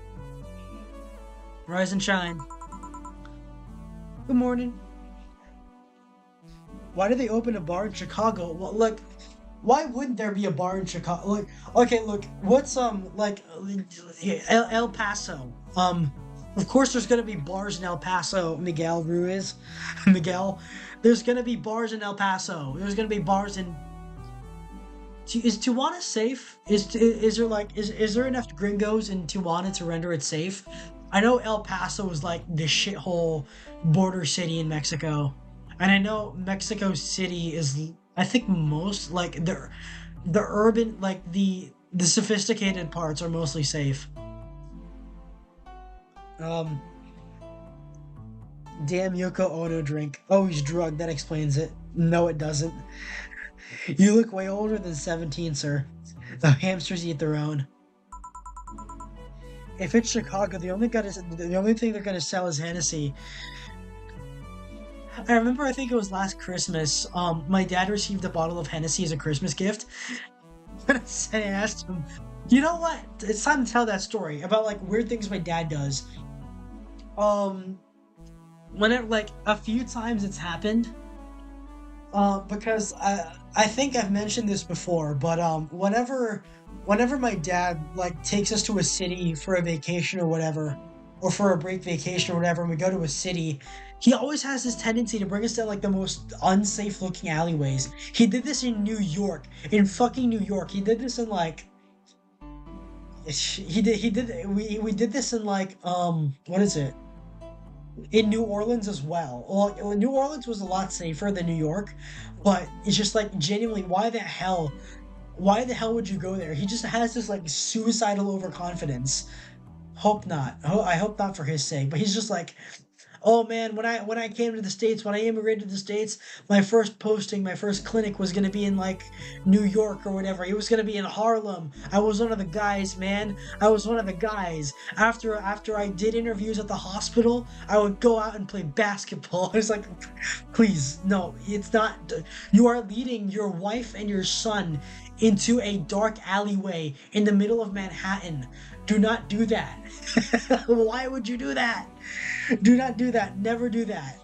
Your dad is black? No, he's not. He's very Filipino. I don't understand. I don't understand, man. It's like you listen to Eminem. You are not from Harlem. In fucking Tijuana, hell no. Tourist areas don't tend to be safe. I see. Your dad's black. No, he listens to Eminem. You think he's black? It's 11 a.m. though. That's morning for me on the weekends and any other day. How's everything outside? Still noisy, but forces have been deployed to take care of most of them at least. That sounds very unsafe. Well, thank God we're still around. How so? Zaibatsu Corp's president is pleading with anyone to stop the rogue White Knights. Neighboring city forces were deployed quickly and have subdued most of the opposition. There have also been reports of White Knights just freezing, like how they were petrified somehow. You make it sound like some god that suddenly decided to put everything in place. Well, I'm just glad no bullets are flying in and out of the whole building. Sure, there's still some bad apples out and about, but it's not really safe yet, but it was worse last night. There also seems to be a civilian force lynching any White Knight they spot. So not only are the White Knights a problem, regular folks are on edge too. Wonder if Say is okay. Should we be worried about Gil? That kid knows how to take care of himself. Sure that whatever it is that he's doing, he's safe. Dare I say even safer whenever he is in here. Wherever he is than here. I sure hope so. Are we gonna work today? Nah, things are too nasty right now. Let's just take the Sunday off. Oh, alright. Say, do you want me to help you get to your apartment? Actually, yeah, I'd appreciate that. Does he at least pack heat? That's the problem, Miguel. We don't have guns, despite my enthusiasm for guns and all that. We are in desperate need of a firearm. Something that is unaddressed, unfortunately. That is not, with the conditions right now, that is not It's despite that, it's not things could be better around here. We don't have much in ways of personal security or personal self-defense, which is again something if I am going to get a job that involves security or delivery, I'm going to need one of those like real bad. Again, like I really hope I get that Glock 43X I'm looking at sometime soon, either from like an external source or like when I get enough money to get one. Just not just because I like them, just for basic security because of things going on. As I say, get your mom something small to get her started and convince her. My mom has a phobia, like I said. She's not involved in the politics of it, but she has a phobia, so it's like a real shame. Desert Eagle, shut up, Miguel. Okay then, let me lock things up and we'll go. We'll grab something for lunch on the way. Sounds good. Oh yeah, it's this scene. Dana and Jill's beer date. And here we are. Home sweet home. Thanks a lot. Hey boss, wanna hang out for a bit? Yeah, grab a beer, chill out for a bit. Mostly to thank you for helping me. Oh yeah, this is the end of chapter 1. In 38, there aren't any 38 special is still like it's around as powerful it's around as powerful as 9mm. It is still a lot for some people. In smaller revolvers, it's going to be snappy. And and funny enough for the Deagle, there's not enough powder in a 38 special case to reliably cycle the semi-automatic action of a Desert Eagle, so it's manually operated like a Metal Gear gun. Oh, I have hiccups. My excuse me.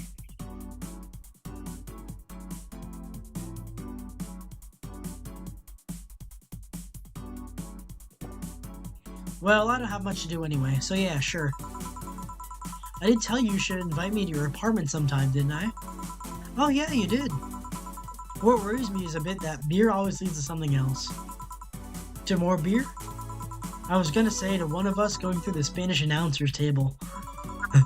But I think we're safe here. Come on in then. Excuse me? Want one? Sorry, I don't smoke. Don't mind me though, smoke if you wanna. I have a few real life friends, and they're all smokers. Not tobacco though. Like they're all potheads. I would like if I was assured like one of the lavender cigs that like lavender cigarettes that my friend offers me, like is cannabis free, then I would probably take one. Like I don't mind if someone smokes weed near me. I'm not gonna police that. I am a libertarian at heart. I think weed, like recreational weed should be allowed. But it does get annoying, I think, for some people to have to witness weed smoking outside. To me, I guess treat it the same way as tobacco. It's not like as long as they're not like smoking fucking crack or actual hard drugs in any area, which I think if you are doing that out in public in the middle of the street, you should be arrested. If you're smoking crack or heroin or whatever, you should be arrested. Weed, leave them alone. It should be legal. But I think because I have enough problems like with my own health, like with my own, like I mentioned, my heart palpitations, and I have I'm already insane enough when I'm sober. I'm not very interested in stuff like weed. It's not appealing to me, I guess. But I think if someone offered me a cigar, probably I'd try it. If someone offered me like a regular cigarette or a menthol, I'd probably try it just once. I'd probably be more predisposed to trying nicotine than weed. Hey, besides, like, I am gonna, like, if I do end up joining the military or whatever, like, getting something around military adjacent, I'm gonna be around a lot, and I mean a lot of nicotine. Thanks. Say, how's the chilly weather treating you? It gets cold from time to time, but nothing the kotatsu and the heater can't fix. Oh, right, boss, you're not very good with the cold, are you? You know it.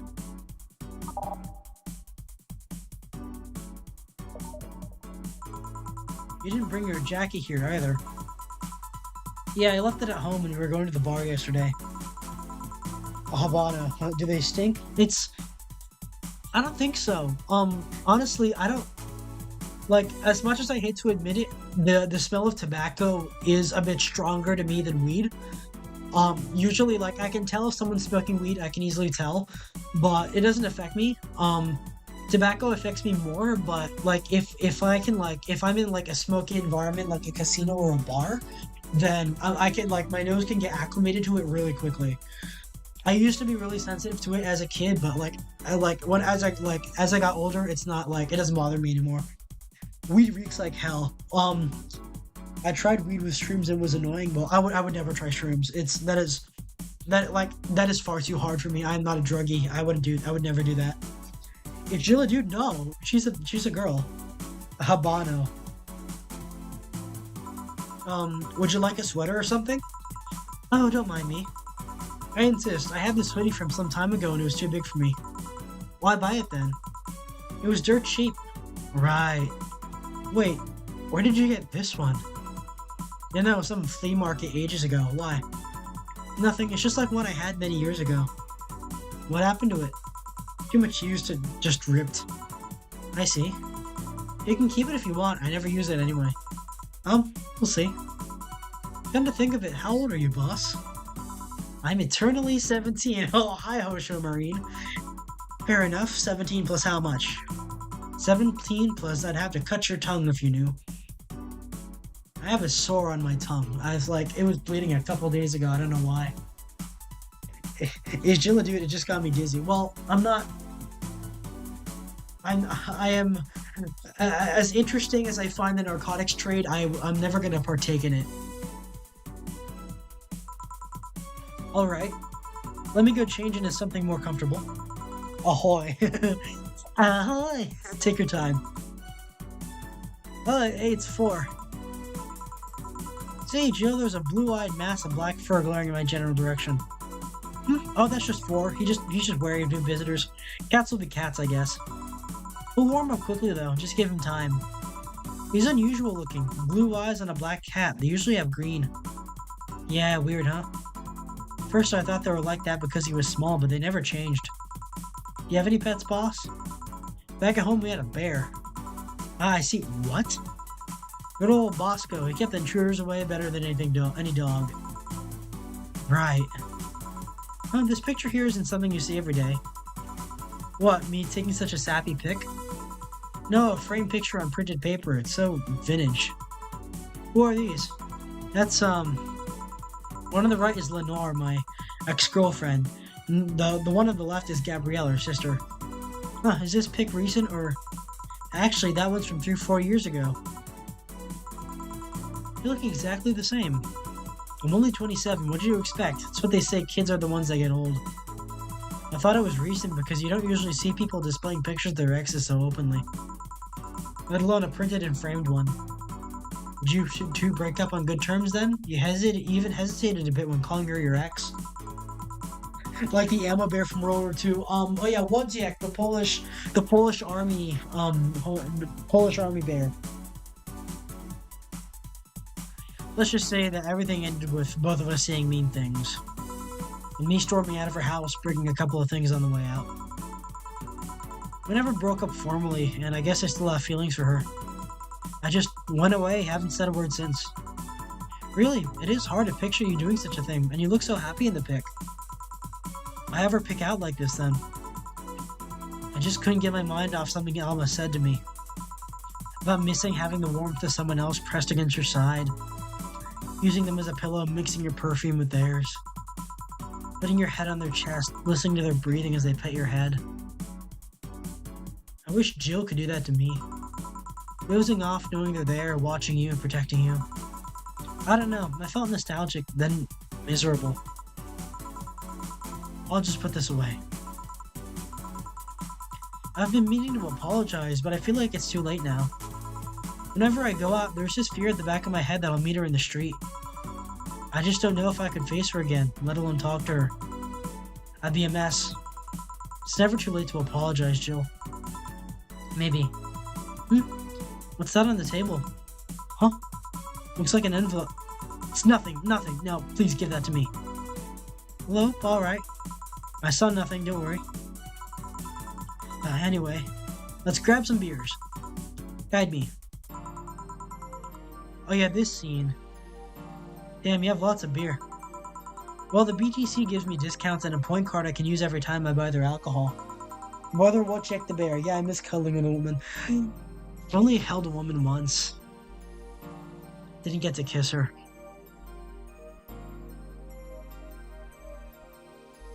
With that, beer is usually the cheapest drink I can get. Is there any difference between the drinks at the bar and these? The drinks at the bar are more addictive, flavorful, and also stronger than the ones they sell in stores. And besides, the one in the bar is more of a double IPA. This is more of a Pilsner. In English, please. This one's lighter in color and lighter in flavor. I know IPAs are like the hippie beers, right? I like lagers. I've only been able to drink lager, I feel. Maybe a Pilsner. If San Miguel in the Philippines is a Pilsner, then I've drank a Pilsner. I have tried a stout before. I've complained about Guinness before. Stout is not fun. It is extremely bitter. There is no room, like, they're gonna say, ooh, it tastes like caramel, ooh, it tastes like chocolate. It might look like that when you pour it out, but it's just so bitter. It is so extremely bitter. Lager is so much more cold and refreshing. Dunno, it doesn't taste like a lighter to me. Is this one made with that?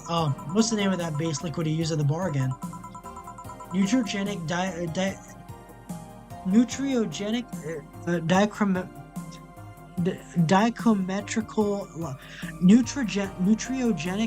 dichometrical lidogenol or NDL. It was a supplement or something, right? It was an experimental fluid they created to replace water when the mating kiss for polluted water supplies. The effects of pollution turned out to be temporary, so NDL never went into mass production. But then the BTC still commissioned it for use in bars. Is this one made with it? Let's see. Yep, here it is, near the end. NDL and cornstarch. Cornstarch? It serves as a stabilizer, if I remember correctly. They need it for packaged drinks. Drink the corn syrup! Your lips get puffy after a few hours of kissing. Oh, man. I've only tried the clear beers. I've been thinking of trying Guinness, but I'm more of a vodka with juice guy. Have you ever tried vodka, like, neat? I'm not gonna lie, I thought I would hate it, but I tried it, like, I had a nip of it neat one time. When I tried making the seaside defloration, which was my take on the sex on the beach. When I threw up, yeah. I did have a nip of vodka, like, neat, just vodka. And I like it. It really does. It really is a good base.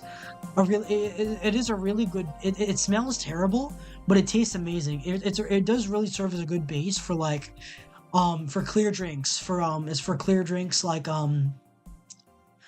mixing with soda like Sprite. Vodka does a really good job of that. I need to try. Yeah, I've tried white rum before. I think not neat before though. The need for packaged drinks. I see, and I just realized something. What? You're a nerd, Jill. Guilty as charged. She looks so cute when she's like, just the chibis. The chibis are so cute. Guilty as charged. I still have that bottle of rum somewhere around. Do you still want some of it? Oh, you have some too? Not really, no. Then leave it like that. I'm not letting you drink beer alone. That's not how drinking with friends works. Do you consider me a friend then, boss? Why wouldn't I? Dunno, with being my boss and all, I was never too sure. Well, in case you had any doubts, yes, I consider you one of my best friends. Besides, you and Gil are always so diligent and responsible that I'm boss in name only anyway.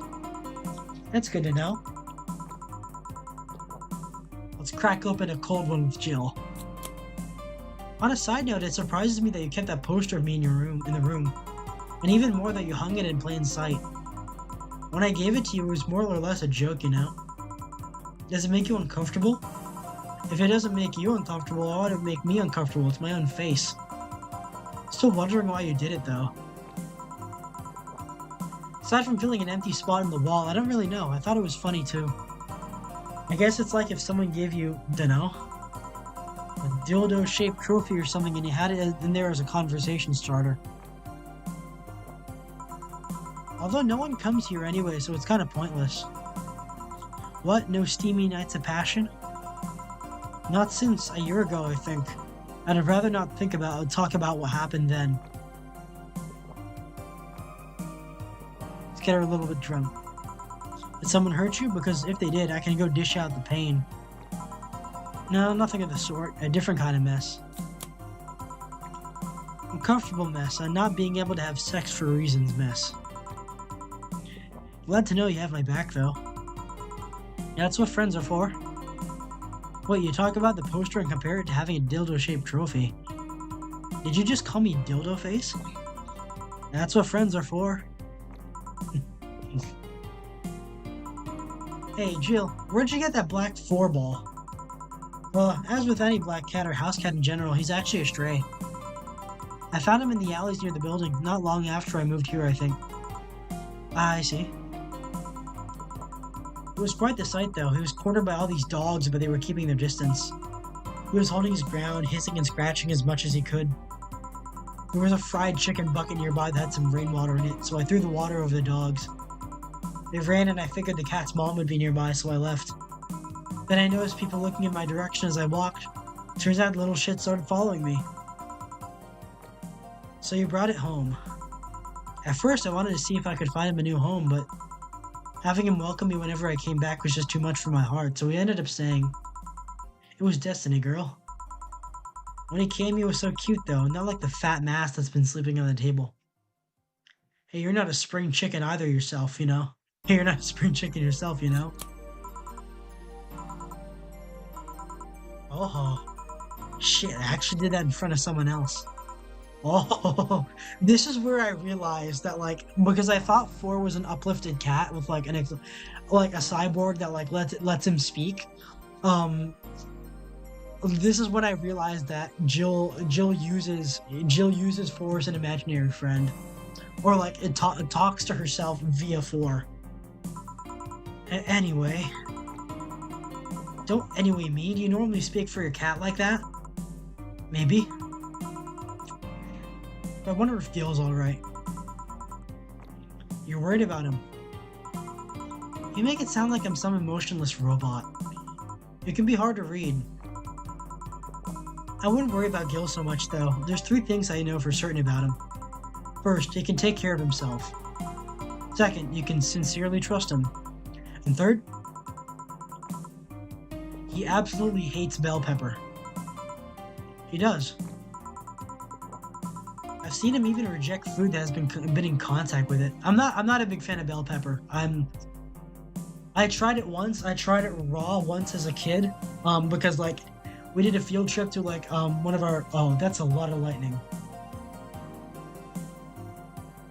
Guess I won't be going outside for the time being.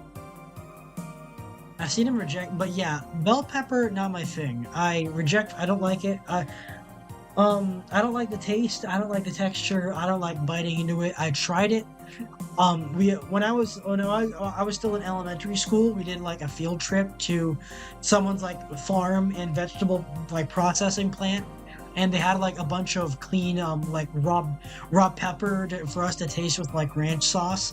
I tried it, and this was like, I knew I wasn't gonna like it, and I didn't. It's the same thing with tomatoes. I can take like raw tomato in small quantities, but it's not my favorite thing. I hate it. Most of the time when I order a burger, it's gonna be without pepper, no onions, no tomatoes. They're like, I don't like those. I don't like pickles either. Cornstarch. Oh, let's check. A cornstarch. Oh my. Oh my. I like my spirits just by themselves usually. Cornstarch with cotton candy is a popular hood snack. I just remember the clone of Willy with their dildo tuck, like a puppet. Me neither. I prefer my peppers to be spicy. My mom makes them with cream. Honestly, maybe it's just because like I still haven't expanded my tastes enough.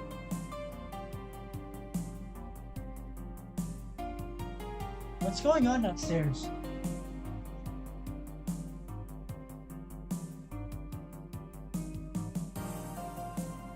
Oh, it's nothing. My dad just came home. But yeah, I think when it comes to pepper, I think I like it ground. I think I prefer ground pepper a lot more, or like paprika a lot. Like I want to use peppers as a spice and not as a vegetable. Just like with onions, I love the taste of onion. I hate the texture, and I want to use them as a spice as opposed to a vegetable. Man, what a baby. Unless he's allergic or something. He's not. Man, what a baby. How did you meet such a guy? He showed up in the door of the bar. He... what? Well, it was shortly after the whole incident with Robert and the levitation potion. Right, levitation potion. It was a slow day and he just showed up at the bar. I offered him a drink, but he said he didn't have money on him. I couldn't leave him alone, so I pretty much gave the drinks for free. And after a couple, he broke down crying. He... huh? I don't know what he did, but he was really, really regretting it. I wanted a second chance or whatever, and I told him if he could wash himself, I'd find him a job. And I'll be damned, he looked totally different the next day. Damn. I tried and failed to find out anything about him. Honestly, like... inserting his Gil, this is how, like, we know Gil's backstory. We know he was like a former riot cop. I think he was a riot cop in Hong Kong. In the story, he moved to Glitch City to escape because he went rogue, and then he just showed up. Like, this is how, like, honestly, like, for men, I feel like having a boss like Dana would be a dream come true. I prefer my onions to be chopped or fried. I tend to put both of my tacos. This is gonna sound really bad. I primarily I like my taco, like, unless it's fish tacos, I like my taco meat ground. I like it served with cheese, and usually with cilantro and not much else. I am not a fan of tomatoes. I am not a fan of onions. I know it's supposed to go in a taco, but I can't stand it. I cannot stand it. I like I like the tacos I eat are white man tacos.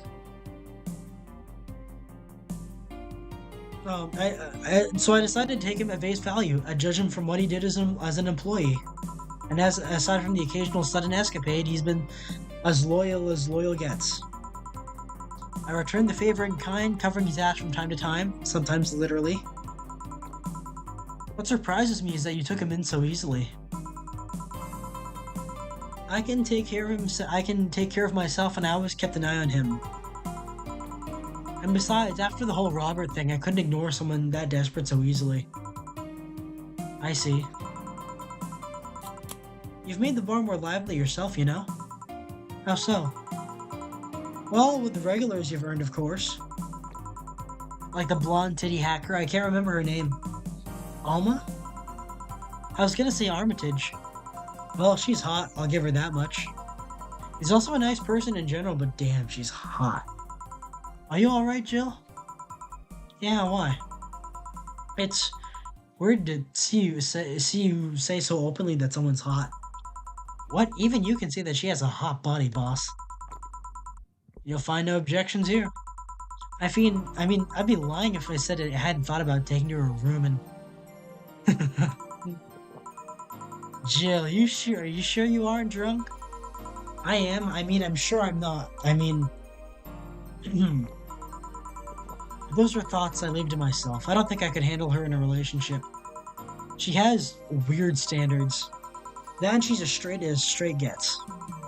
She's still a lovely person, though. She became a regular is a blessing. Any regular is a blessing when you get down to it. There's also that sex worker robot girl. Ah, Dorothy. She intrigues me, though. I've seen lots of sex workers over the years, and she seems pretty giddy. It's not that she likes her job, but rather that she takes to it with such childish excitement. Kinda noticed that too, but then again, Lilium can be weird. You think? Lilium operate in some really foreign logic. I mean, they don't really share our fear of mortality. Even if their bodies are destroyed, their minds are already backed up in the collective source. If they lose an arm, they can reattach it or replace it. Depending on the circumstances, they may not even feel pain at all. It's not like they haven't attained human-like emotions like fear or love, but they're different. Like a different culture, if you must. I didn't see it that way. Aside from that, Dorothy is a DFC-72. It's a social interactions model or something. Women get positive reinforcement straight from their bodies if they're fulfilling their main purpose, so I'm guessing she gets a built-in push whenever she's in a meaningful or challenging social interaction. Interesting. The name Lilum is weird, a bit weird though. It is? I expect them to be called bots or dolls. My next one is gonna be about Girls Frontline and like my discussion and my interaction with Girls Frontline. That is upcoming Wednesday, so don't miss out on that. What about guacamole? Oh, I'd love guacamole. I would love guacamole in a taco. I just don't put it in often because it clashes with the other flavors. Usually, it puts cilantro in it. So cilantro, cheese, sour cream, and then ground either chorizo or ground beef. Those are my choices. If like I don't mind having chicken in there, but the chicken has to be just right. Chicken and the fish are like it's easier to make a fish taco than a chicken taco, but the best tacos are always either ground beef or chorizo. I've had some with what is it? It's carnitas, pork carnitas. They're okay, I guess, and because of course I'm an American, I prefer the corn tortillas, like the corn chip shells. They add a lot to the because to me the outside needs to be hard and the inside needs to be very soft. So there's that. Asada with cheese and guacamole are great. And even you should try al pastor tacos, are very good. An Evangelion reference. So yeah. Oh, is it from the that fan art where they're in a taco shop? Carnitas, they tend to vary. Yeah, I think I'd like when it comes to that, I would prefer American style pulled pork over pork carnitas. Like I had pulled pork earlier. I had pulled pork earlier for lunch, which is nice. Hell yeah, I've been waiting for a Girls Frontline stream. I will not be playing Girls Frontline, unfortunately. I will just be talking about it. It will only be Girls Frontline themed. I do not have Girls Frontline on this computer. Actually, you know what? Just for the sake of it, let me pull up my Steam. Hold on. Exili. You know what? Megabyte, sub-gigabyte. You know what? I might you know what? Just for that Dantiok, I might unironically download. Hold on, let me see if it's in Steam Store. Oh, for fuck's sake, there's World of Tanks 2. I'd rather play I know War Thunder is like an abusive kind of hell, but I would rather play War Thunder. Hold on, let me check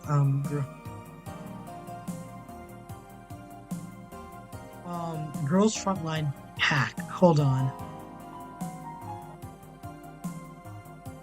Action games Neo is franchised. I do not have GFL 1. I have GFL 2. I'm gonna install it. Well, the quesadillas. Well, I have eaten quesadillas before. They're quesadillas with birria in them that is fried. The tortilla, I mean. What's the biggest memory your laptop can take? It's not much. But I am conservative with my space because I've downloaded so much already. I've had quesadillas on stream before. During my I think it was my birthday Valhalla stream. Let me see. Let me check.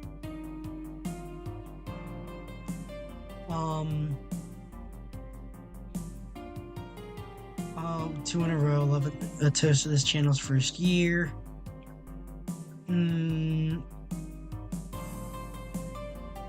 Yeah, yeah, Valhalla with real drinks. When I was drinking some, I think it was, yeah, the Valhalla with real drinks episode, which is my longest one yet. It's 4 hours. That is when I was having a quesadilla, a quesadilla from outside. I think that I'm pretty sure was I had some quesadilla then. I ate it on stream, I think. I was gonna have some yesterday, but I woke up at 1 p.m. Usually eat those for dinner when I can get them. I haven't had a quesadilla in a while because of like there's a Mexican place near me. I've been mostly satisfied with my chorizo tacos, but I might get a quesadilla from them sometime. Maybe even tomorrow. I'm not sure. I'm not sure. But yeah, going back to that, you'd expect them to be called bots or dolls, but Lilin doesn't convey the image of automatons. Just a tip, bots and dolls are considered slurs by them. Clankers. Clanker. Bot is akin to calling them retarded, and doll is calling them fake. Well, my wife, who doesn't mind being called a doll, thanks for the advice. Oh, she's really drunk by now. Thanks for the advice. That aside, you know why they're called Lilin? As far as I know, it's because they all come from a bigger AI called Lilith. And Lilith are Lilith's offspring in Jewish folklore. Ooh, cool. Hey, speaking of names, why don't you like being called by your full name? I have no idea what you're talking about. Don't act stupid. Back when you first transferred, I called you Julianne, and you almost tore me a new one with your glare. See, like that. It's not a big secret, but it's one of those things that feels real silly when you say it out loud. Try me. Well, did you ever watch Model Warrior Julianne? Not all of it, but my little sister's a big fan of the reruns. Back when I was in elementary school, I was a huge fan of the show. I had everything from the dolls to the costumes to the lunchboxes. Didn't help that it was one of those shows that got strapped literally everywhere. I saw a couple of episodes once, they're really nice. It was beyond nice. The show's about a model who can transform into an armor-clad magic knight. Oh, it's a magical girl show. She fights demons born from greed and vanity. How the show presents Jules hating her job because it invited enemies, and yet still found solace in trying to be a role model. Hell, the main character wasn't a kid. Julianne was an adult that became younger when transformed. I'd say it was a pretty ambitious kid show, even by today's standards. Just the fact that all her enemies were literally issues dealing with beauty standards of body image. Challenging as fuck. Whoa, you got excited there. And that's the problem. Back then I was obsessed with Jules. I sang the songs, dressed like her, I could even recite full chapters. Something recite tells me you still can. That's besides the point. It was nice, but while I was in elementary school, I went to middle school. And what a surprise, tweens are jackasses. They went out of their way to tease me about the things I did back then. I don't hold it against Jules, I hold it against my grudge against those fuck jobs. Sounds rough. You know how most girls worry about their thighs at that age? I worried about jerkasses singing the theme tune of the show mocking me. Anyways, every time everyone calls me Julianne or Jules, I instinctively react negatively. Havlov would be proud of me. I never talk about it because I find the whole thing too silly in retrospect. Do they have cute waitresses at the Mexican restaurant? Yes, they do. Are they all out of my league? Yes, they are. They serve them for breakfast around here. Oh, that's interesting. I read a manga like that, but it was a one-shot, and the magical girl didn't get younger, huh? And yet it affects you even today. There's nothing wrong with it, though. It's actually kind of reasonable. I sure hope so. Kind of think of it. What kind of kid were you, boss? When I was a toddler, I was the kind to always fight with kids bigger than me. Then puberty happened and I became the Merriam-Webster definition of a shallow jerkwad. Around the time I turned 16, I realized what an idiot I was and went on to become who I am today. The less I talk about those years from 12 to 15, the better. Fair enough. Say, boss, how do you like them men? 2D. Yeah, your average Osh. Alien mixture, like half my Oshis. 2D. Yes, I don't mind anything as long as that thing is cute or 2D. How about you? Um, Back in high school, I liked them funny. College, I liked them successful. Typical woman. After a while, I just wanted them stable, and now? And now? I don't know. I stopped caring about them being funny. My high school boyfriend started conflating cheering me up with mocking me when I'm down. I also stopped caring about them being successful. I realized that half the time they had no qualms about cheating with me or on me, and I stopped caring about them being stable. I realized they were the kind of person I was trying not to become. Not become stable? There was this guy who became so obsessed with holding a stable job that he started being physically ill. It's like the opposite of me. Not only that, the last time I managed to get some, I ended up throwing the guy out. He took incredible offense with how I smoked on the bed after sex. The bed could catch fire, you know? Not you, too. I kinda envy Alma for that. At least when she dumps the guy, it's for less petty reasons. Are you okay? I'm fine, it's just... It all boils down to the fact that I can't get my mind off Lenore lately. She was all of what I just said. She made me laugh, she had a good position, was stable. She was also smart, caring, and I can't get my mind off the whole thing. It's maddening. Maybe I should go and apologize. Maybe I should. Maybe that'll make me rest easier at night, get my mind off things for a while. I don't even care about going back to her, but... Hey Jill, have you tried thinking about clothes for 4? Clothes for... Listen, I know how you must feel. But can't let all of that cloud your senses. Next time you feel overwhelmed by those thoughts, try distracting yourself. Like with, say, thinking what kind of clothes you can put on 4. Yeah. You know, boss, I'm a bit curious about your circle of friends. What kind of people do you have in it? Keep in mind you're included in this circle too, so any insults you hurl will apply right back to you. Anyways, I have this friend I've known for a long time. Red-headed, glasses-wearing gun knight named Iris. Apparently there's a sequel. The one you called for the helmet thing? That one. She's managing a BTC bar in Panama right now, if I remember correctly. She's managing a bar too? I got the idea from her, actually. Oh. It's called Nirvana, N-I-R-V, Anna. By the way, guys, if I'm gonna show, let me show the, Steam store page. Palace Steam. Let me go find it. Sukeban Games. Let's see. Preserving Cuteness is one of my principles. Dana Zane. Upcoming releases. Hold on.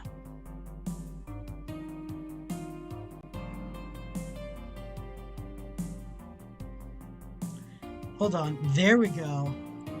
Sukeban Games. There we go. Let me pull this up. Yeah, they're working on a sequel.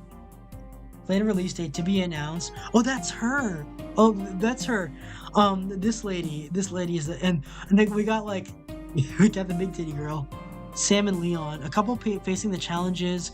Sam is where she serves all kind. Leon, on the other hand, family or family. Splash out on whiskey, rum, and oh wow. There's a brew them up about waifus, technology, and life in the dystopian economic bubble. A sequel to the critically acclaimed Valhalla, Nirvana takes place in Saint Alicia, an artificial island located in the Caribbean that's experiencing a big economic boom and breakthroughs in technological advances in environmental climate control. Oh, it's like it's like that place from Black Ops 2. This time around, we enter the world of Sam and Leon, a couple facing the challenges of living very different lives. Sam is a bartender at the Nirvana bar, where she serves all kinds of patrons looking for peace in this bustling megacity. Leon, on the other hand, is a gangster at a crossroads in life. Where should his allegiance lie? Family or family? Gameplay consists of preparing all manner of cocktails using the available ingredients, and unlike Glitch City, Nirvana doesn't deal in synthetic alcohol substitutes. Splash out on whiskey, rum, and vodka to your heart's desire, rather than just following in order to advance through the story. You decide what kind of drink to serve for any and every occasion. Pay close attention to your patrons' needs. Um, and serve the drink that will change their lives. So this is coming at some point. Release date to be announced. They have a trailer here. We'll watch it after this is done, probably. It's called Nirvana, and if you thought this city was dangerous, you should see the people she has to deal with there. Hold on, let me yeah, they're working on a I won't tell the stable job. The horse crap smells a lot. Piracy ain't nothing to fuck with. Anne means it's an annex to another business. What does she do there? I think the bar was originally her hotel's bar. She moved the bar to its own building elsewhere and opened Nerve on B in the hotel instead. Weird decision. I believe she said she wanted a place away from the noisy rich tourists that go to the hotel. So that bar is her woman cave. Woman cave. That aside, let's see. Friends. I guess there's also my little sister, but that's a given. Oh man, poor Jill. She's so drunk. Oh, there's also my old partner from when I was with the Neo San Francisco police force. Good old Alexi. I should give her a call sometime. Wait, you were in the what? I've done lots of things, Jill. Spent a short time collaborating with the police force. I've been a wrestler, an MMA fighter, chimney cleaner, lumberjack, pet shop attendant, corporate mascot. Corporate what? I still see my face on some websites from time to time. Anyways, aside from you, Gil, my sis, Iris, and Lexi, I guess there are a lot of people that don't want to see me in harm's way. Mostly because they're the ones that want to hurt me. What about you? I guess I have acquaintances here and there. Why doesn't Dana ever get drunk? Back in home and at college, I went out a lot. But I felt more like going out was the pleasure rather than the people involved. Aside from you and Gil, my closest friend since moving here is Alma, and Dorothy. I mean, sure, there's always four, but that cat's a hermit that refuses to go out. And you know, he's a cat. Hey, a cat's fine. That reference.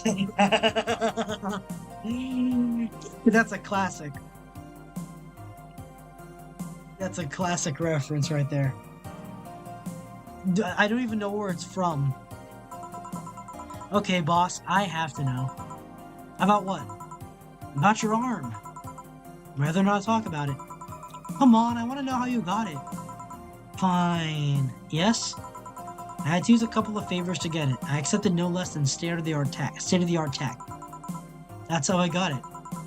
That's technically correct, but come on. Why do you want to know how I got it? I just want to know more about you. You're always so cool and awesome, and can you at least tell me if it does something cool? It does have a couple of utilities installed, yeah.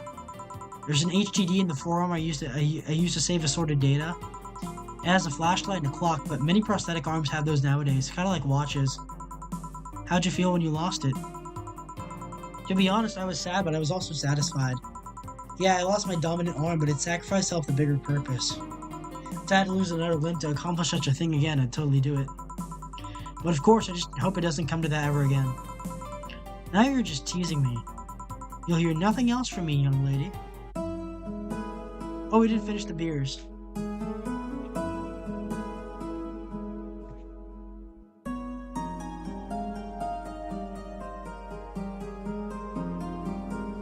Yeah, we're on chapter 2, and things have already changed a bit because I made some different decisions, I feel.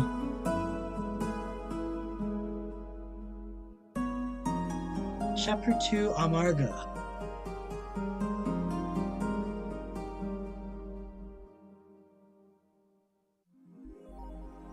Your electricity bill will be sent out on the 24th. Please make sure that you have the $8,000 needed. Jill bought what she wanted, and she's pleased with herself. She will surely focus at work. Have a nice day. Oh, boss left a hoodie anyway.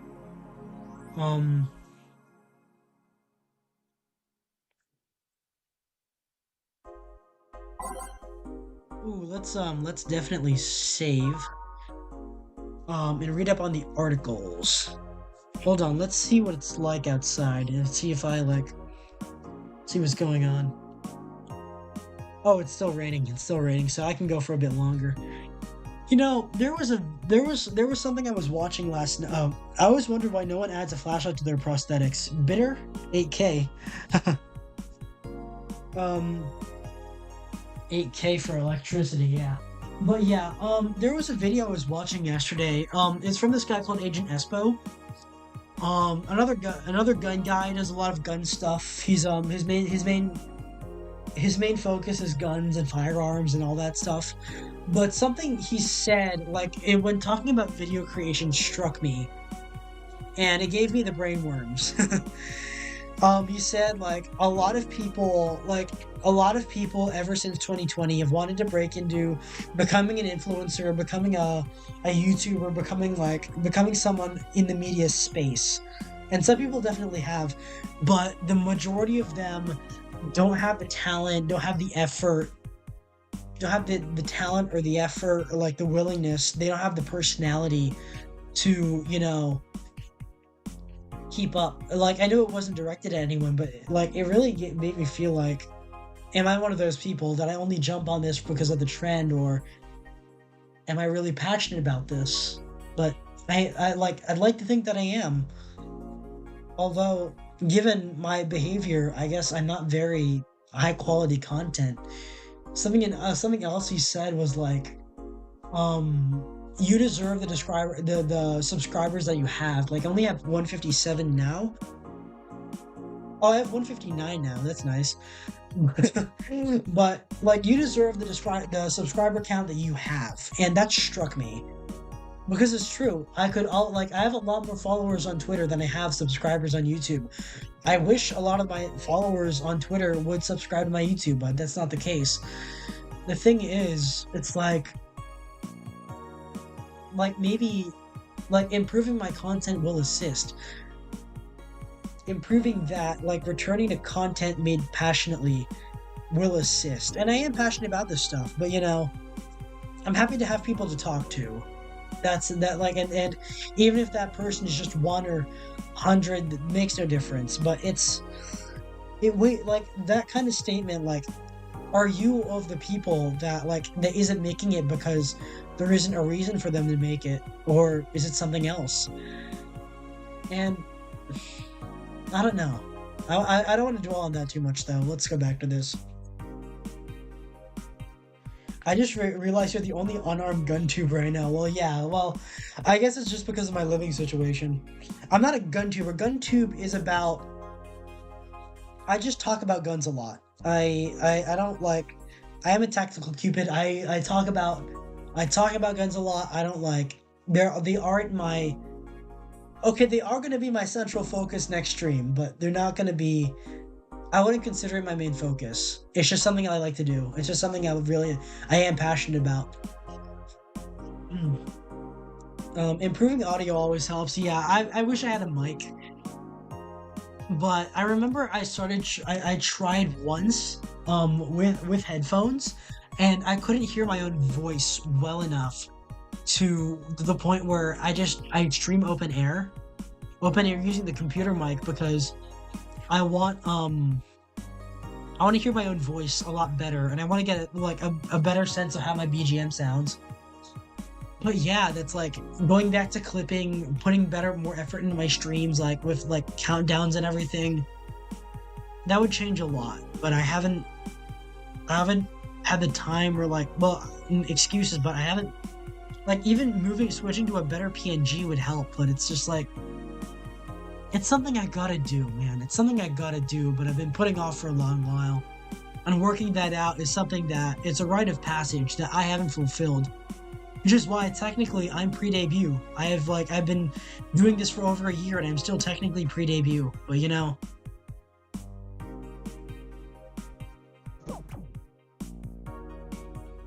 hold on. Day 7 room. Let's save again. Augmented Eye, GSF January 4th, card announced, 66 American Kid and Giant Yusuke headlining. Wrestling, my boss may be curious. The blood feud between Giant Yusuke and 66 American Kid will reach its climax this January 4th in the annual GSF Dome event, but it's not the only match of the night. Other interesting bouts feature great workers such as the Great DK and Errands. Full card below. 66 American Kid versus Giant Yusuke GSF Championship. Red Comet Jr. versus Nagisa. Oh yeah, Red Comet Senior is Dana's name. Versus Nagisa Women's Championship. Akito versus the Great DK. Roy Campbell, that's a Metal Gear reference. That's a Metal Gear reference. That's the name of the Colonel Campbell. Roy Campbell versus Aaron's GSF Junior Championship. Jack Bomb and Blaze versus Huli and Karakota. Tag Team Championship. And Osuna versus Siegfried. Nano Camo is making smart underwear. If underwear can change with a voice command, or you can change with a voice command with something you really want in your life, Nano Camo has you covered. Already providing consumer versions of their advanced nano machine fabric, they plan to release a line of underwear that can change its look with a spoken word. No more stains on your white panties. Just change its color to black and you will barely notice. That won't change the smell though, they're not that advanced. We expect an increase in sales next year thanks to this innovative product, a PR representative told the Augmented Eye. I'm already using them, super comfy if you ask me. You just thought about looking at prices and did not. Danger Use admin has been arrested again. Cybercrime unit up the admin's ass. September 17th will come. December 17th will come.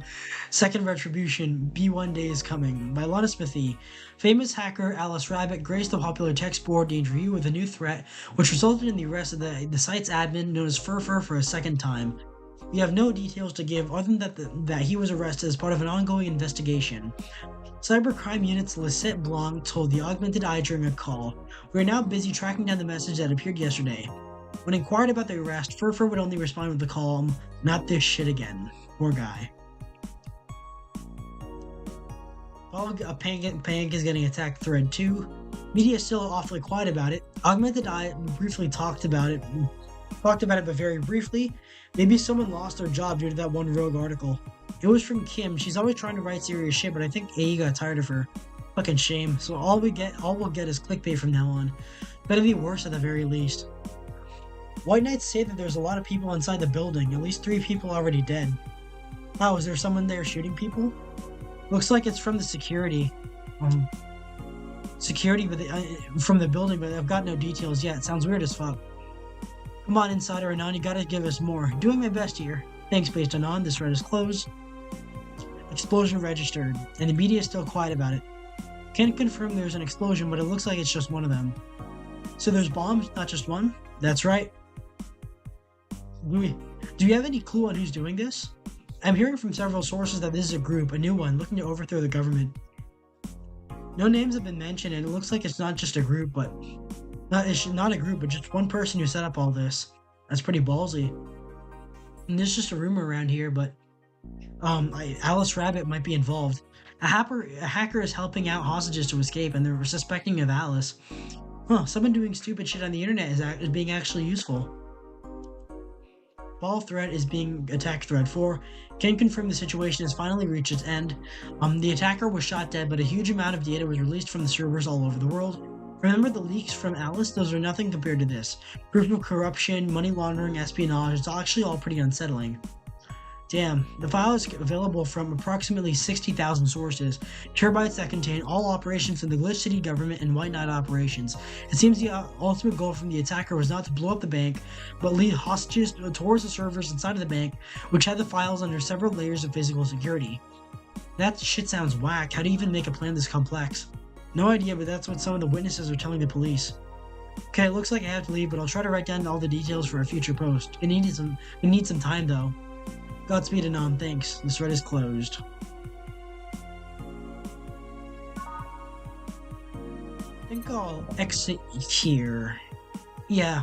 Don't leave just yet. I will be... Hold on. Well, some people call me Mike.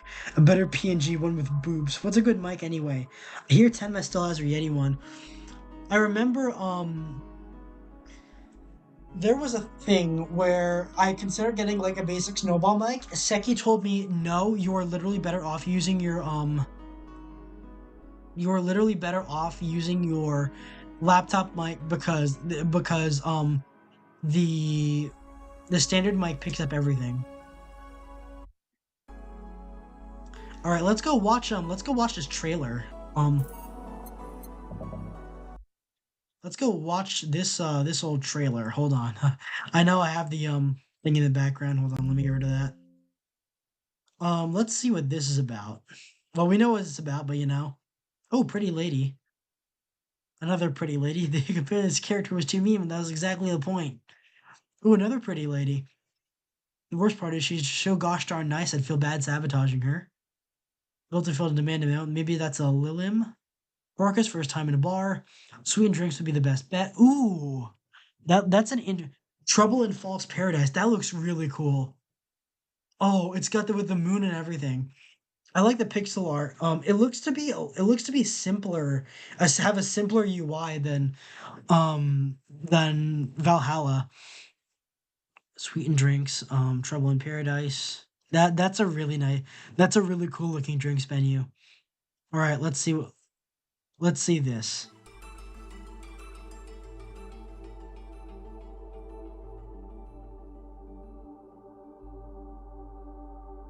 Which city changed the world? From the minds behind VA-11 Hala or Valhalla,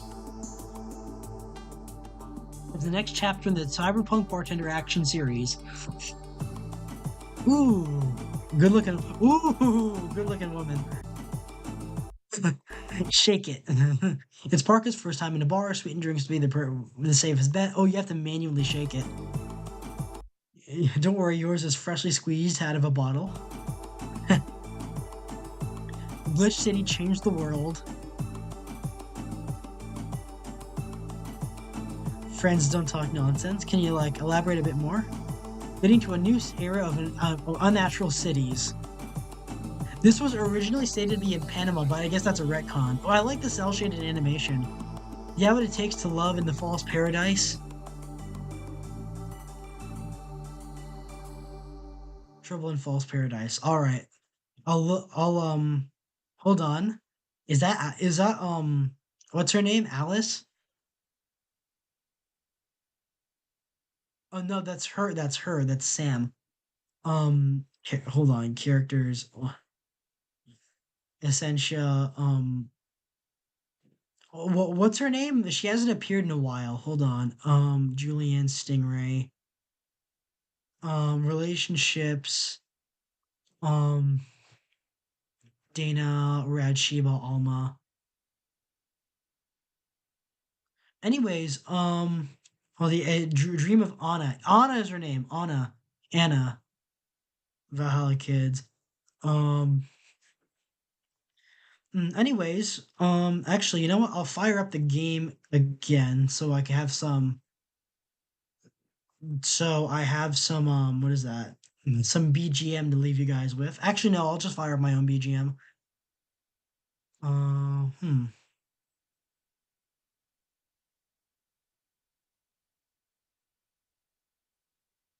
Oh, the TV's on, blaring downstairs. Oh man, I lost my BGM. Where's that? Where is that? Go past the pictures of Cleo. Um,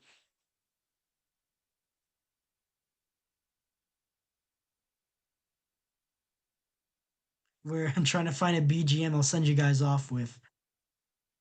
Um, Detective Remastered. Come on, I used it last time. Remastered Alone Tonight. Did I exit out of it? I might have. You know what? Let's just see who's live. Mm, Subscriptions. Let's see who's live. 50 BGM, like 50 BMG. Nice brown lady. Mine's there's more than one guy working on this game. Yeah, there is, I think. We've got Rooney and Muyu. We've got Cleo, who I mentioned. We've got Maid playing Half-Life 2, Auntie Miles, Little Platoon, Kara Malone, playing Stellar Blade. Um, I think that's it. I think we'll send you guys over to Hanti Miles. Say hi to the Brazilian for me. Thank you everyone who came. Thank you, Dantioch fanboy. Thank you, Gray Zoomer, and thank you, Miguel Ruiz. Oh, and thank you, Miguel Ruiz. Thank you, Hero of Logic. Um, Thank you, Gray Zoomer, and thank you, who is the new name of Terrible Artists, and thank you, Dantioch fanboy. Thank you everyone who came. Utsu love, and I'll be sending you off to see you next time, which is Wednesday. Manual raid. Okay, hold on.